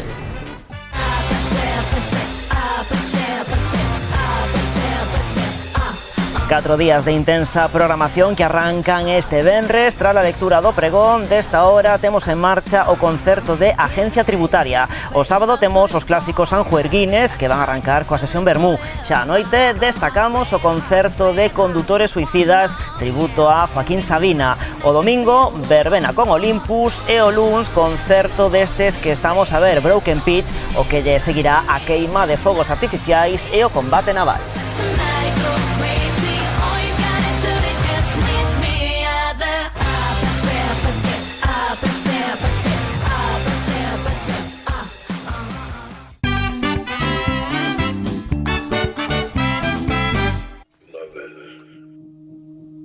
Bueno, cando unha parella anuncia que vai casarse un é convidado, pois pouco ten que facer, máis que escoller a roupa, peiteado, dar un agasallo e pouco máis. Pero os mozos non saben onde se meten porque detrás dunha boda hai infinidade de cousas que preparar e meses de organización para que ese día todo saia perfecto. Galicia está de moda tamén para as bodas, de feito son cada vez máis os que veñen de fora casar aquí. De bodas, preparativos e imprevistos, imos falar aquí nos vindeiros minutos no Verán con 3 profesionais do sector que xa teño aquí a miña beira neste set que temos no Concello de Sanxenxo. Aquí ao meu caronciño Silvia Lourido, wedding planner, el consejo de Silvia, Hugo Andrade, mestre de cerimonias, e Manu Martínez, videógrafo. Moi boas, benvidos ao Verán. Bueno, antes de nada, para coñecernos un pouquiño, contádenos un pouquiño quen vides sendo e un pouquiño cal é o voso traballo. Comezamos contigo, Silvia. Eu son wedding planner e axudo as parellas a organizar a boda e depende un pouquiño cando queran empezar, se desde o minuto cero ou xa avanzada a organización simplemente po día da boda. Mestre de cerimonias, Hugo, contas un pouquiño como se desenvolve o teu traballo? Pois eu dedícome a facer bonita a ceremonia civil, porque cada vez hai máis xente que opta pola ceremonia civil en canto da relixiosa, e eu encárgome de coordinar todo ese momento, que sexa especial e persoal. Manu, encargado de captar aí todos eses momentos, de toda esa organización previa e captar eses momentos, non? En todas as cerimonias e festexos, non? Así é, o meu traballo é pois captar todo o que pase na boda e despois darlle unha forma artística e bonita para poder recordarlo por sempre. Bueno, pois agora abrimos xa o faladoiro, podes falar cando queirades. Para aqueles que non temos nin idea de bodas, porque por sorte ou por desgraza nunca nos tivemos que enfrontar a unha como os protagonistas e como a convidados, contádenos iso que se soe dicir de que é tan difícil e que é un rollo tremendo iso de organizar unha boda, si iso é certo, Silvia. Eu penso que sí, porque ao final, sobre todo os noivos parten dun desconocimento de provedores, non saben por onde empezar, cales son as prioridades, cal é o provedor que antes teñen que contratar, é como cando fas unha casa, non sabes como empezala, necesitas axuda de xente. Por aí, como vedes a... Que sí, a compañeira Silvia ten razón, soen estar bastante perdidos en canto ao que é o primeiro que hai que facer, porque moitas veces sí que teñen algunha idea de por onde queren tirar, pero hai outras cousas que son primordiais na organización. Estará ademais como dos nervios, non? Tamén tedes a vosa función como profesionais tamén darlles un pouquiño de calma, tranquilizalos e empezar a organizar con eles, non? Para un pouquiño asesoralos e que non toleen de vez, non? Sí, claro, ademais a parte dun bo profesional tamén transmitirlle calma aos novios, neste caso, que eles pois están máis perdidos ao mellor ou están máis nerviosos, e ti como profesional, con xa unha andadura de moitas bodas, a túa función tamén é tranquilizalos e que eles se poidan sentir que están tratando con proveedores profesionales, que saben o que están facendo, que non vai pasar nada na súa boda, que todo vai ser genial gracias a todo o equipo que hai detrás dunha boda. É a confianza o ingrediente principal que nós temos que aportar, a parte da nosa profesionalidade, é a confianza, que eles sepan que o día que se casan, que vai a salir todo ben, porque confían nos profesionais que contrataron. Sobre todo é moi importante que disfruten do día, que non se agobien, que non estén pendiente dos provedores, do que vai pasar, do que non, simplemente se dediquen a disfrutar porque o día pasa voando. Sí, pero bueno, a maioría das parellas, non, ao final sempre o di, non, que non o desfrutaron tanto como pretendían, porque estaban pendentes, non, o que ti decías, non, Silvia, un poquinho que están pendentes de todo e de que os convidados e tal, de que estean a gusto, de que o pasen ben, e ao final eles mitad das veces nin comen nada, nin nada, non? Están aí pendentes, e é un poquinho tamén o vosso traballo, non? Exacto. De feito, unha das cousas que sempre lle suelo dicir, supoño que todos nós lle decimos aos novios, é disfrutar do día que pasa voando, levades un ano organizando isto, detrás de unha boda hai moitísimos proveedores super profesionales encargados de cada un facer o seu traballo o máis profesional e correcto posible, e vos tendes que despreocupar. Agora non é esa a vosa función, cada un sabe o que ten que facer, neste caso os wedding planners xa suelen tamén coordinar a todos os proveedores, cada proveedor sabe o seu traballo, como o ten que facer, e vos só tenes que disfrutalo, porque cando se dan conta, pasou o día. Foi super rápido, é algo que non só contamos porque temos a experiencia de moitísimos noivos que sempre din, joder, que xa pasou voando, non me din conta.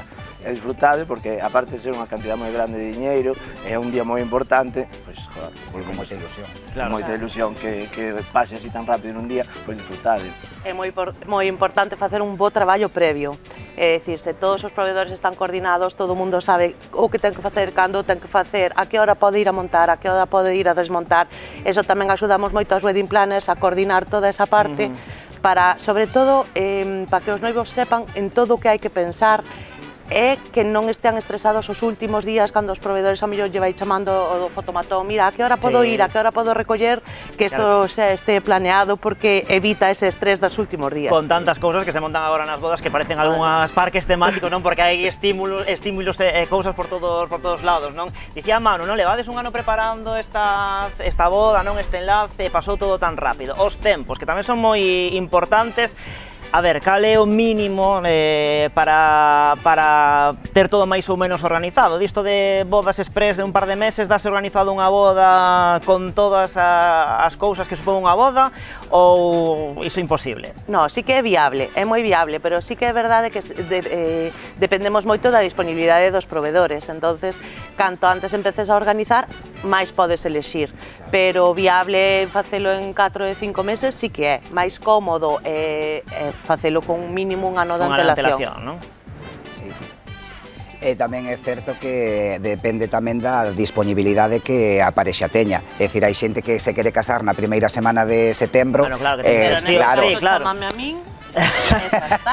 Pero se teñen unha data ou un lugar que lle dá un pouco máis igual, sí que é máis factible que se poida facer en menos tempo. Pero sí que eu creo que coincidimos os tres en que a recomendación é canto antes mellor. Cando se teña a confirmación do sí quero, poñémonos a traballar, non esperamos máis, non? De feito, eu encontrome os dous extremos que fan unha reserva con moitísima antelación e dos que che están facendo unha reserva para dentro de 2 meses. E moitas veces, pois, xa te encontras ca xenda pechada, aunque ao mellor podes ter esa fecha libre, pero por número de bodas que depois non eres capaz ao mellor a sacar adiante, etc. Por exemplo, ahora mesmo teño xa a mitad da miña agenda do 26 cerrada, só queda outra mitad, e estou seguro que me van chegar despois ofertas, como me están chegando ao mellor ahora, pois este ano ainda, en plan, agora, aunque teña a fecha libre, non podría facer. Porque xa non é solo, no teu caso xa non é solo a grabación do día, a edición posterior. Porque o día podría ir a gravar, pero que despois eu teño unha cantidad de bodas que non podría chegar a tempo a montar. Para facer todas esas entregas. Esas cousas, canto máis antelación, todos vamos a estar máis tranquilos, a wedding planner vai ter máis tempo para poder organizar a boda, nós xa temos unha seguridade de dicir, bueno, temos estas fechas, non vamos a coller máis ou vamos a coller tal, e todos podemos estar máis tranquilos. Eu creo que os tres son o que ten un pouco máis a flexibilidade máis grande, porque o meu é chegar, oficiar e rematar. A ver, este ano coincideume que me avisaron con 6 días de antelación porque pensaban que o concelleiro que os casaba oficialmente que lle facía toda a ceremonia, e non é así.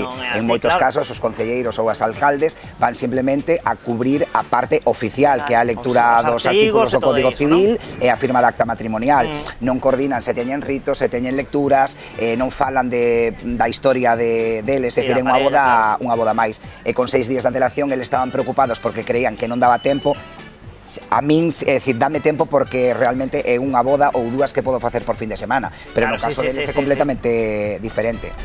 Bueno, e cando acoden a vos, a xente vai xa cas ideas claras de quero isto, ou van como iría eu, que diría, bueno, non teño nin idea de nada, non sei que facer, non sei o enfoque que lle quero dar á boda, un pouco o estilo, as cousas que quero meter, e tal, un poquinho como chega a xente a vos? Eu o que máis detecto é que sí que teñen unha idea do que queren, pero non saben como facela a realidade, non saben como materializarla. E despois hai noivos que xa che veñen co seu Pinterest, ca todas as imaxes, que teñen clarísimo o que queren, e outros que veñen un pouco a eu quero pasalo ben, dame ideas, e na máis, pero sobre todo o que si detecto é eso, que si saben o que queren, pero non saben como facelo a realidade. Ahora as redes sociales tamén axudan moito a Ou fan moito mal. Teño que decir que as dúas, eu sou un 50-50 cas redes sociales, porque moitas veces tamén vemos realidades moi diferentes ao que poida despois a pasar na túa boda, pero sí que tamén che dá unha idea máis clara, a xente máis nova sobre todo, do que queren, non? A mí, pois, quero este estilo, máis que nada de tirar por un estilo, xa non decir quero este, o meu estilo é este, ou gustaríame que vin isto ou tal, e bueno, eu creo que eso pois a nós nos alimenta, porque ao final que haya moitísimo tipo de cousas, como dixeches antes nunha boda, moitísimo tipo de proveedores con diferentes produtos, fai que estea de moda casarse tamén, que sea un evento máis que o acto de amor, que é o que como videógrafo tamén me encanta, que haya tamén máis social, máis festa, e iso ao final sea unha moda que a nós nos repercute para ben. Sí, pero tamén é verdad que hai que poñerlle un límite, é dicir, se temos, por exemplo, na barra libre un glitter bar, un toro mecánico, un fotomatón, ao final é unha boda de 80, a xente dispersa e ao final non hai unión e non hai esa festa que realmente recordas. Teño que decir a favor do que acaba de decir Silvia, que a mí encantan as bodas que ahora mismo son bodas sencillas, con moi pouquiña cousa, con unha boda de 100 personas, disfruto un montón, suelen ser máis divertidas, máis desenfadadas, pasan o mellor, e ás veces o ter demasiado tamén. Que a mí é a sensación que teño desde outro lado como convidado a bodas, é que hai tantas cousas e que ao final andas as carreiras, non, agora as fotos, agora non sei que, agora para aquí, agora o baile noutro sitio, que ao final pasan as horas porque pasan super rápido e que ao final non estiveches un pouco socializando, non, que tamén do que se trata, non? Hai veces que pasa que comentamos, non, que hai un catálogo de cousas que se pode facer na boda, non, digamos, ese catálogo ficticio. Vas a unha boda e estes viron o catálogo e dixeron un de cada, por favor. Todo que puderon tomar no catálogo, queren todo. Non hai tempo real para disfrutar de todo eso, non hai tempo. Tamén de ao mellor decir, bueno, chicos, creo que isto así, isto así, decidirvos, porque non digo que desaparezca un glitter ou que desaparezca un toro, digo que dese catálogo elegir o que máis se gusta, o que máis se representa, claro. Polo vosso carácter, pois podemos ir mellor isto, pero ter todo sí que moitas veces é un erro que peca. Saber administrar os tempos é moi importante. Eso eu sí que non son nadie para dicir, gravo que hai. Que deixaste levar e vas a ver que hai e listo. Pero sí que é verdad que cando me encontro un parque de atraccións, pois para min moitas veces se me... Ti xa, porque o teu traballo é así, pero eu por defecto profesional, cando veñen cunha ceremonia na que queren facer os votos lidos por eles, que teñen 5 lecturas de amigos ou familiares, que queren facer 2 ou 3 ritos, que queren facer o intercambio das alianzas, a firma da acta. Entonces, a xente desconecta. Claro, tes que dicir, aquí temos un máximo de entre 45 e 55 minutos porque máis é excesivo. Chegalle ben xa, sí. Que facemos? Que temos que filtrar nalgún momento, porque 6 lecturas con votos, con a participación, é moito. Entonces, 3 grados. Que faz unha ceremonia en agosto ás 2 da tarde a sol e a xente morcha ali. Pero por eso digo que as redes sociales en este sentido fan mal, porque ti ves as redes sociales, todo o que ves, todo queres, claro, ao mellor casase unha influencer, e eso é, casase a influencer, ao día siguiente todo o mundo quere facer todo o que fixo ela. Estaremos todos expectantes a boda de Cristiano Ronaldo e Jordi, que están todos, xa vai salir moitas tendencias desa boda. Mira, Silvia, unha vez que xa está pechado todo, non, que os noivos xa foron realistas, que escolleron, pois vai haber isto, unha vez no día en cuestión, están pendentes, están controlando máis do que tes que controlar ti, ao final como vai fluindo todo iso, non? Porque supoño que eu no meu caso, se te contrato, xa vou estar detrás de ti pendente de todo, porque non son capaz de non intentar controlalo todo, entón? Eu noto moitísimo cando os noivos me contratan desde o comezo da organización, porque como xa estuveron comigo desde os inicios e contratamos todos os proveedores xuntos, saben perfectamente que eu sei perfectamente que contrataron, como queren e como queren ver. Entón, aí sí que o día da boda delegan completamente en min e confían nese sentido. Sin embargo, se só colles a organización do día, despois hai unha falsa creencia que sí que quero deixar claro, que é que as comerciales dos establecimientos dos pazos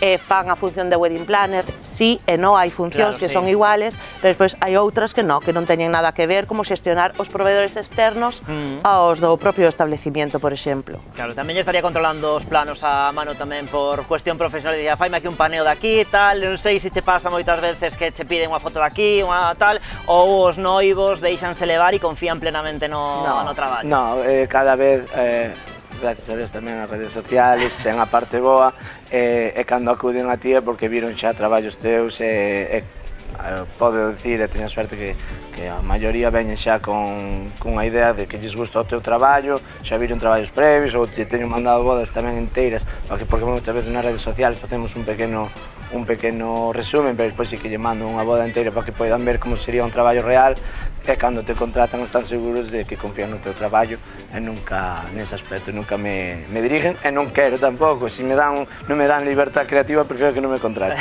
Bueno, tomo nota por si acaso. Este vai ser un novio complicado, Prefiero ir de invitado, entonces. Bueno, falamos tamén, decía eu, non, ao comezo do programa, que estamos en tempada alta de bodas, porque estamos no verán, non sei se isto segue sendo así, ou un pouco tamén é algo que está desestacionalizado, que agora cada vez aquí en Galicia temos bodas tamén pois en febreiro, en abril, en novembro, non sei como vedes vos, ou agora estades a tope que non parades. Sí que é verdad que as bodas siguen sendo moito no verán, pero sí que como verán alárgase máis.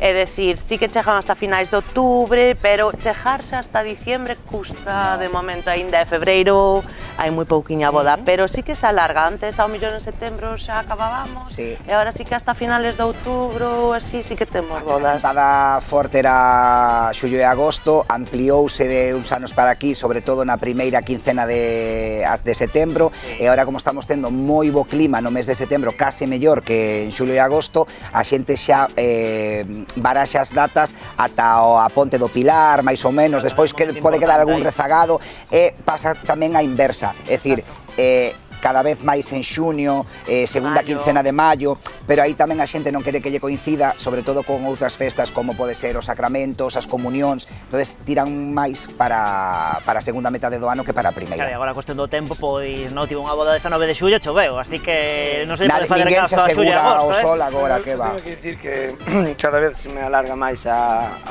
tal, empecín este ano en abril e a última en diciembre, e sí que cada vez se desestacionaliza máis.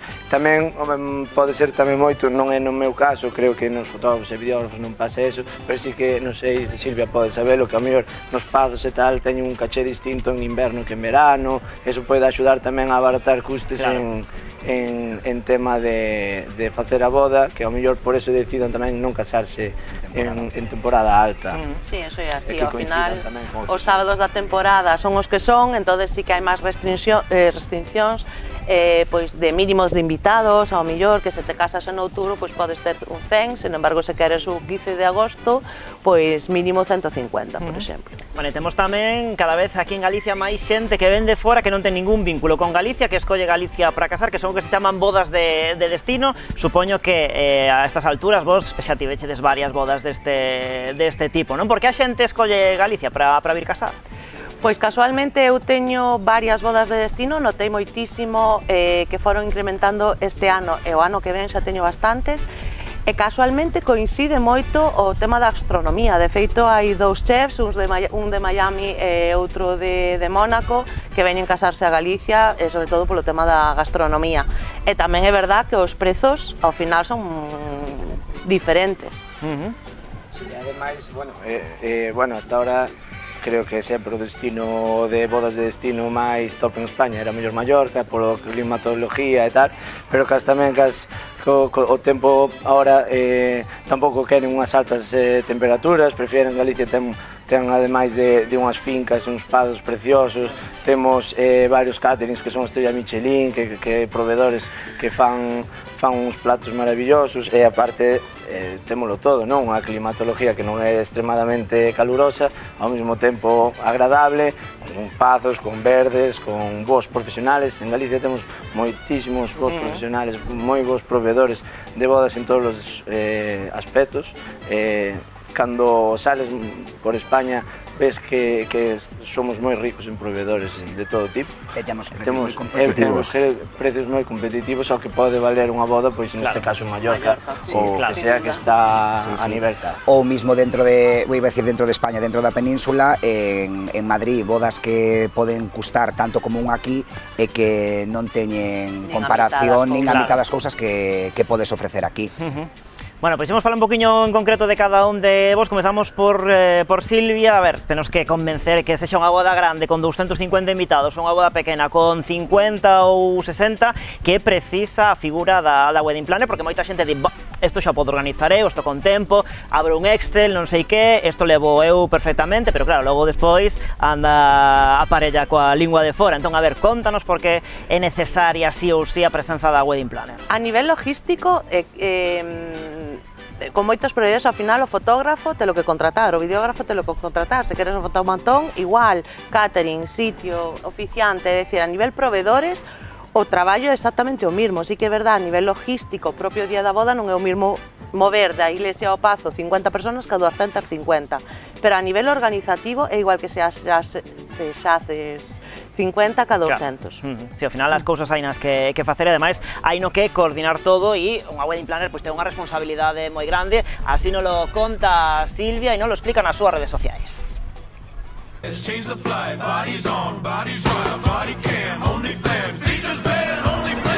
Organizar una boda de estas características y dificultades logísticas, sobre todo por el número de proveedores implicados, es muy importante sobre todo hacer equipo, ir todos a una y que el único fin sea conseguir esa boda soñada de los novios que han confiado en nosotros para llevarla a cabo.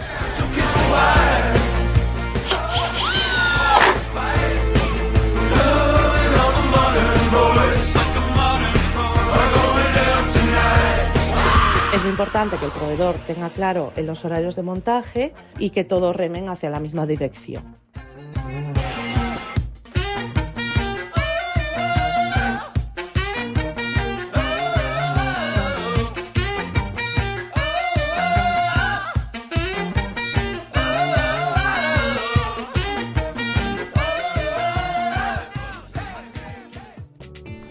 Bueno, pois xa acabamos de ver, moitas cousas que organizar, moitísimas frontes abertas, Silvia, porque entre cerimonia, proveedores, oficiante que non sei que, o fotógrafo que non sei canto, moitas cousas que esa é precisamente a túa función, non? Botarlles aí unha gran man, neste caso, a parella, non? Exacto, sobre todo na xestión de todos os proveedores e tamén a nivel visual facer todo o proxecto decorativo e topar os proveedores acordes para leválo a cabo. Eso tamén é moi importante, dependendo da importancia que lle dé a parella a decoración. Bueno, e xa dicía agora tamén Hugo, noso mestre de cerimonias, cada vez hai máis bodas que son civis, aí é onde entra a figura do mestre de cerimonias como noso convidado. Contanos un pouquiño que é o que máis te demanda a xente cando quere facer unha cerimonia civil. Xa nos decías agora que de entrada piden de todo un pouco, non? Pero logo, despois, cal é o resultado final dunha cerimonia oficiada por ti? O primeiro que hai que saber é canto tempo lle queren adicar dentro do tempo da boda ao que é a ceremonia. En base a eso, tens que organizar os momentos. Hai momentos que teñen que ser sí ou sí, como o intercambio das alianzas, o consentimento, as entradas dos noivos cos padriños e a saída.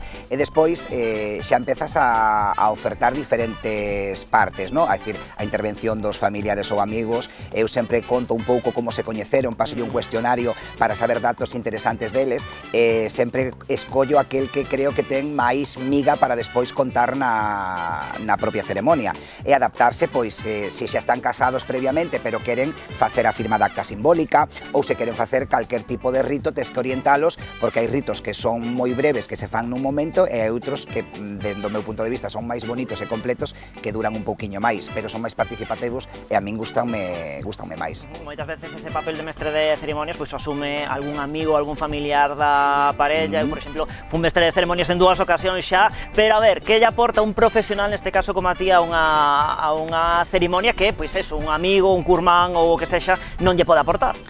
Primeiro, controlar os tempos, que é moi importante. Outro aspecto é controlar os nervos, porque unha cousa é que ti queiras facelo e que teñas toda a vontade e que despois chegues ali e que te vexas diante de moitas persoas e que te poida a presión. E logo, que para min o principal problema é o exceso de confianza, porque un amigo que sexa moi amigo da parella pode contar na ceremonia algunha anécdota que el considera que é graciosa, pero que despois que sexa un pouco apuro por ese exceso de confianza. Eu ao final vou a contar o que eles me contan a min, non vou a contar nada que eu non sei. O que contan algo que deixa fora, non, a metade dos invitados que non saben do que están falando, non? Efectivamente. Un pouco eso é controlar, porque eu sempre lle pido que as persoas que van a intervir que me pasen as lecturas, non por censura, pero simplemente para saber o que van a falar.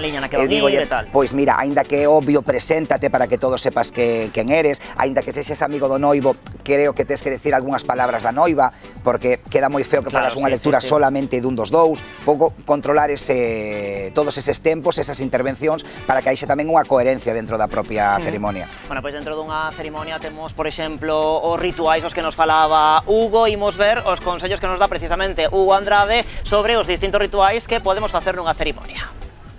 Uno de los ritos más bonitos que se puede hacer y se realiza antes del final es el rito de la caja de los recuerdos. En esta caja podemos meter las lecturas de las personas que intervienen, podemos introducir la invitación de boda, el menú, una flor del ramo de la novia, la portada de un periódico del día del enlace, para que cada aniversario los novios puedan abrir la caja y se reencuentren con todos los recuerdos del día de su boda.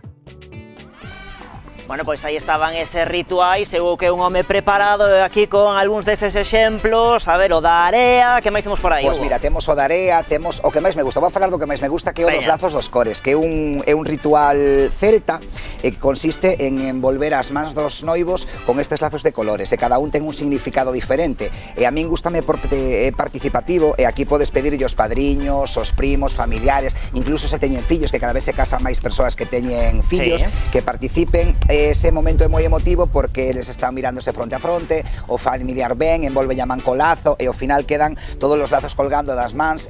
Pode dicirme Manu a hora de gravalo que eso é un momento bastante top dentro das ceremonias. A min en concreto gustame moito. Vale, pois tomamos nota dese, temos por aí tamén o da area, ¿no? Que este é moi típico e sobre todo recomendo para as persoas que viven en zonas de costa, porque ten unha venda tradición hawaiana e ten unha simbología o da area moi bonita, ou a do hilo vermello que ven un rito oriental. Entonces, teñen que elexir ao final o que máis se adecua ou o que máis lle represente. E aquí hai un catálogo moi grande deles. Bueno, pois falamos tamén desas fotografías e deses vídeos. Manu, non sei se as parellas pois se deixan aconsellar, se, bueno, pois seguen as túas recomendacións a hora de facer pois ese vídeo, que logo pois hai que presumir dese vídeo entre familiares e amigos, e tamén dese álbum de fotos de boda.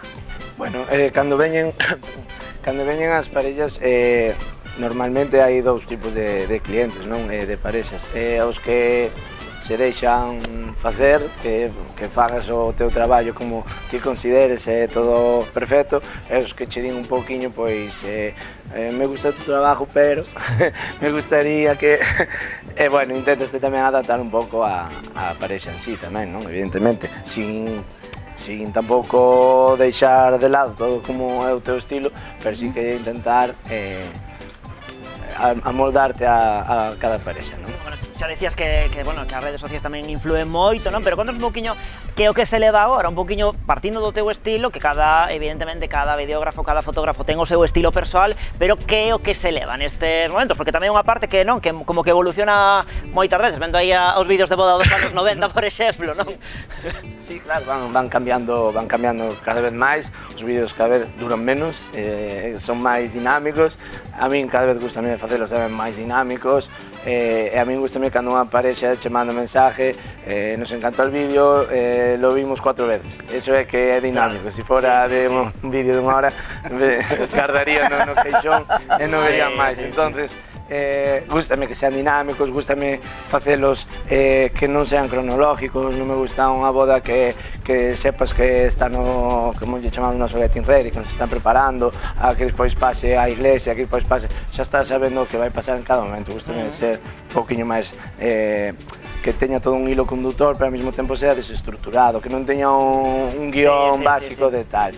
Que se leva? Cada ano Silvia sabrá que a mellor está máis en contacto con todo eso, van cambiando os colores, as texturas, cada hora levase en fotografía algo máis editorial, analógica, agora volve facer efecto de Super 8 que se gravaba antigamente, algúns fotógrafos ofertan, videógrafos ofertan levar unha cámara vintage que lle chaman.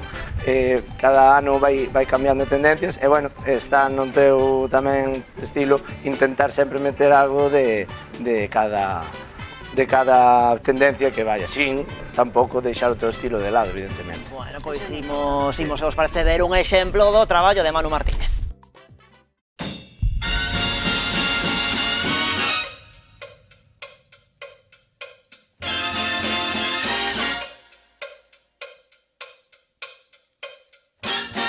When marimba rhythms start to play, dance with me, make me sway, like the lazy ocean hugs the shore. Hold me close, sway me more. When marimba rhythms start to play, dance with me, make me sway, like the lazy ocean hugs the shore. Hold me close, sway me more. Like a flower bending free, bend me, sway me. We to have a way, stay with me, sway me. Other dancers may be on the floor, very smooth, sway me now.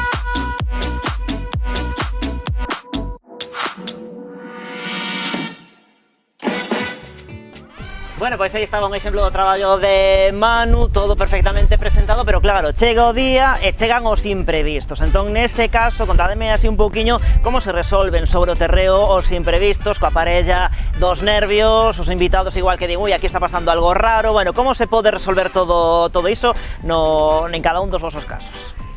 No meu caso, tirando de proveedores amigos, porque ao final sempre sabes quen pode ter a solución, o sea, ter un coñecemento do sector, creo que aquí é a clave para saber, vale, pásame esta cousa, quen mo pode solucionar ou quen pode ter a solución para tirar de teléfono e de contactos. Por aí? Estou de acordo. Os noivos, bueno, xa vou falar máis no propio día da boda. Calquer tipo de imprevisto que poida pasar, os noivos non teñen que ser conscientes, Tantas veces exactamente. Que é o mellor. Cando estamos uns profesionales, ser profesional non só é facer ben o teu traballo, é saber facer equipo, e cada proveedor ao final ten que facer ben o seu traballo, pero ao mesmo tempo estar coordinados para que todos sepamos facer ben o meu traballo, ou cada un o seu traballo. Por exemplo, non sei, está Hugo facendo a ceremonia, se eu vou asunto Hugo e digo, Hugo, por favor, mira, podríamos facer, cando veñan a facer o ritual, que os poñas aquí, porque a mí me vai dar tal, se un bo profesional vai non facer, eu vaime quedar a mí mellor no vídeo, todos, ao final temos toda unha sinerxia de remar todos, non a tal, é saber que queremos que quede o mellor traballo para os novios, que eles non se enteren do que poida pasar, que moitas veces pasan imprevistos nas bodas e non se enteran, porque entre os proveedores nos axudamos, nos intentamos tapar todo eso e solucionalo da mellor forma e profesional posible, que é unha das cousas máis importantes, e tamén saber ser profesional, non facer o teu traballo. Falábamos antes da confianza que teñen que ter os clientes con nós, pero tamén nós entre nos mesmos, moitas veces, sí. A min pasoume nunha ceremonia que cando dixen que xa estaban casados e que se podían bicar, estaban como un pouco cortados e díronse o bico tan corto que eu vi na cara do fotógrafo que non lle dou tempo a sacar a foto. Claro, tes un pouco de man esquerda e dices, vámoslo repetir porque este non soubo nada, tendelo que repetir, o bico, tal. Entonces xa ves na cara que se ilumina, fai así co xesto e aproveita ese momento para volver a sacar as fotos, non? Entonces, eso é moi importante, estar sempre, é dicir, eu son oficiante, pero teño que estar atento a todos os compañeros que están ali comigo ao final. E igual a wedding planner e igual o videógrafo, claro. Bueno, pois ímolo ir deixando aquí, que teñades un bo verán cheo de moito traballo, de moitas bodas e de finales moi felices. Nos imos ir rematando o programa desta semana, ímolo facer con Mondra, porque ten dobre data en Vilagarcía, vai estar o día 22 de agosto e logo vai estar tamén no Revenidas en setembro, e tamén, por certo, vai estar en Ferrol o 24 de agosto, que seguro que tamén lles interesa especialmente aos espectadores que nos están a seguir a través de Televisión de Ferrola, que tamén lle mandamos un agarimoso saúdo. O dito, con Mondra marchamos esta semana, non sen antes agradecer pois a Silvia, Hugo e Manu que estivesen por aquí polo verán. Temos por aquí esta recua de copas de Martín Codas que están agardando por nós. Pasade por aí a Manu, outra para Hugo e esta, Silvia, para ti. Así que nada, moitísimas grazas por vir ao programa. A ti, brindamos pola túa boda. Que non estou de corpo, teño contigo sentido, que a mí moito me gustou e quero repetir contigo. Ai la la la la la la, ai la la la la la la, ai la la la la la la, quero repetir contigo. Dame a volta, Pepe, dame a volta, Xani, dame a volta, Pepe, hoxe máis mañán, hoxe máis mañán pasado tamén. Dame a volta, Pepe, dame a volta, ven.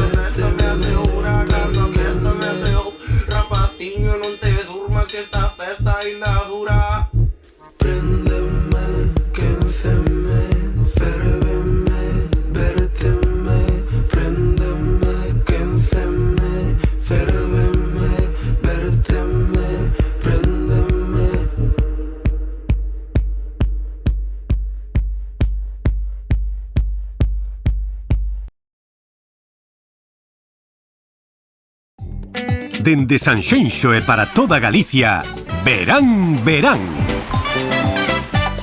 Co patrocinio de Adegas Martín Codax e Concello de Sanxenxo.